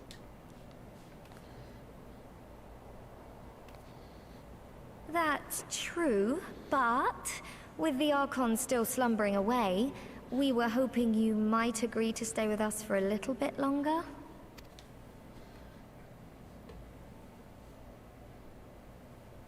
Sorry, but I'm not inclined to extend my contract.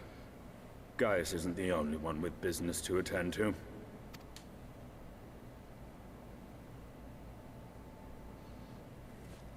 Thank you for your help then, Estinian.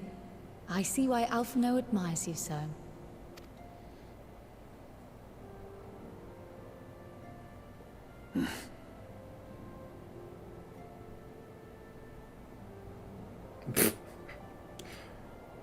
Farewell, my friend. See that you don't make a habit of dozing off in battle.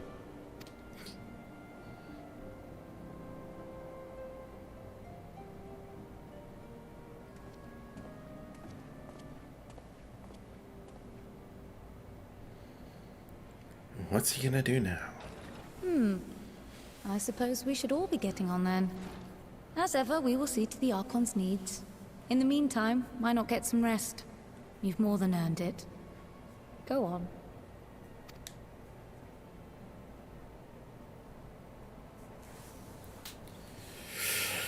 Oh boy.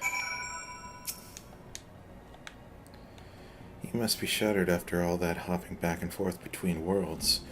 Why not stay here and rest for a while? I'm sure Beq Lugg can manage without you. They've got enough science to help them, if you ask me.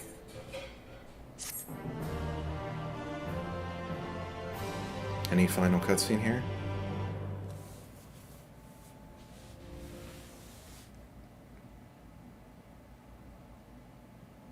Meanwhile in Garlemald.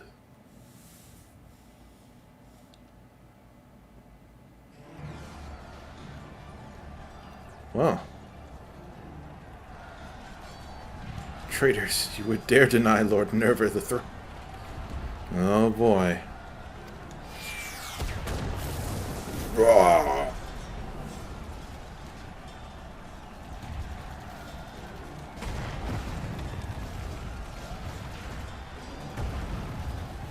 Onward, before this day is done, victory shall be ours.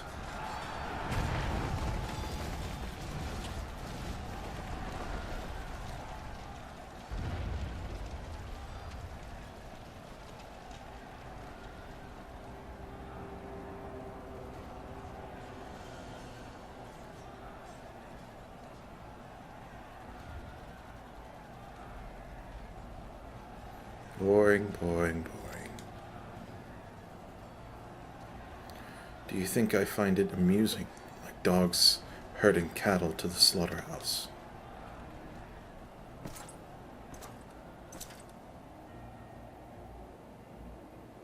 Hello.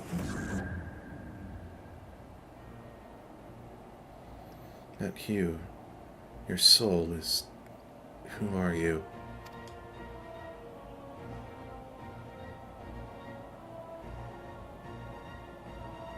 Before your majesty, I am but another dog, lost in want of a new master. A hunting dog, if you should wish it so. For I know full well the prey you would seek next.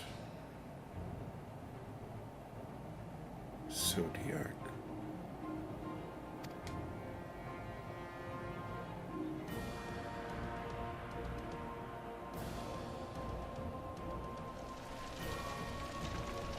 Dude, did you just get a new skin suit?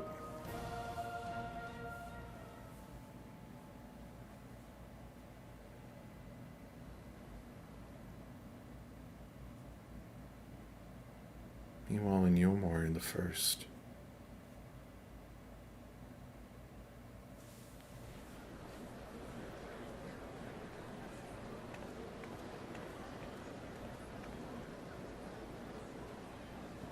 Did you hear the mayor's reopening Daedalus stoneworks, and they're looking for laborers? There's a talk of resettling some of the old abandoned villages too. They're even laying on free Talos to help anyone willing to make it move. Free Talos? Huh. We'd best get packing. City work, board and lodging. If that's not a recipe for hope, I don't know what is.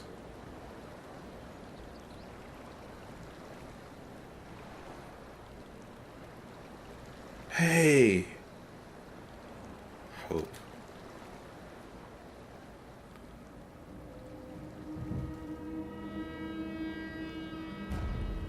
Is that a young Ardbert? What? So long as I yet live. Flame. What is going on?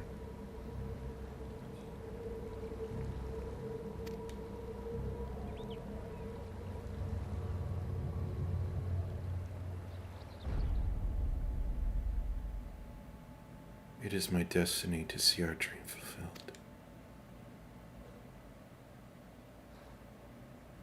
God damn it. God damn it. Oh no. I can't even remember that goddamn Ascian's name. Emmet Selk, Laha Brea, Igiorm, and the other one. God damn it, what was his name? Either way, he's up to some shit. What has he done? What has he done? Where did he get a young Ardbert? Why is this happening? Oh my god. Oh god. Questions for another time.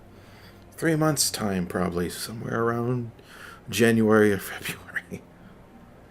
Oh god. I need more. More lore, please. I guess I have nothing to do. Well, I have everything to do. But nothing more for the story, for the MSQ. That's it for now. I hope you all have enjoyed this journey with me. Bye-bye.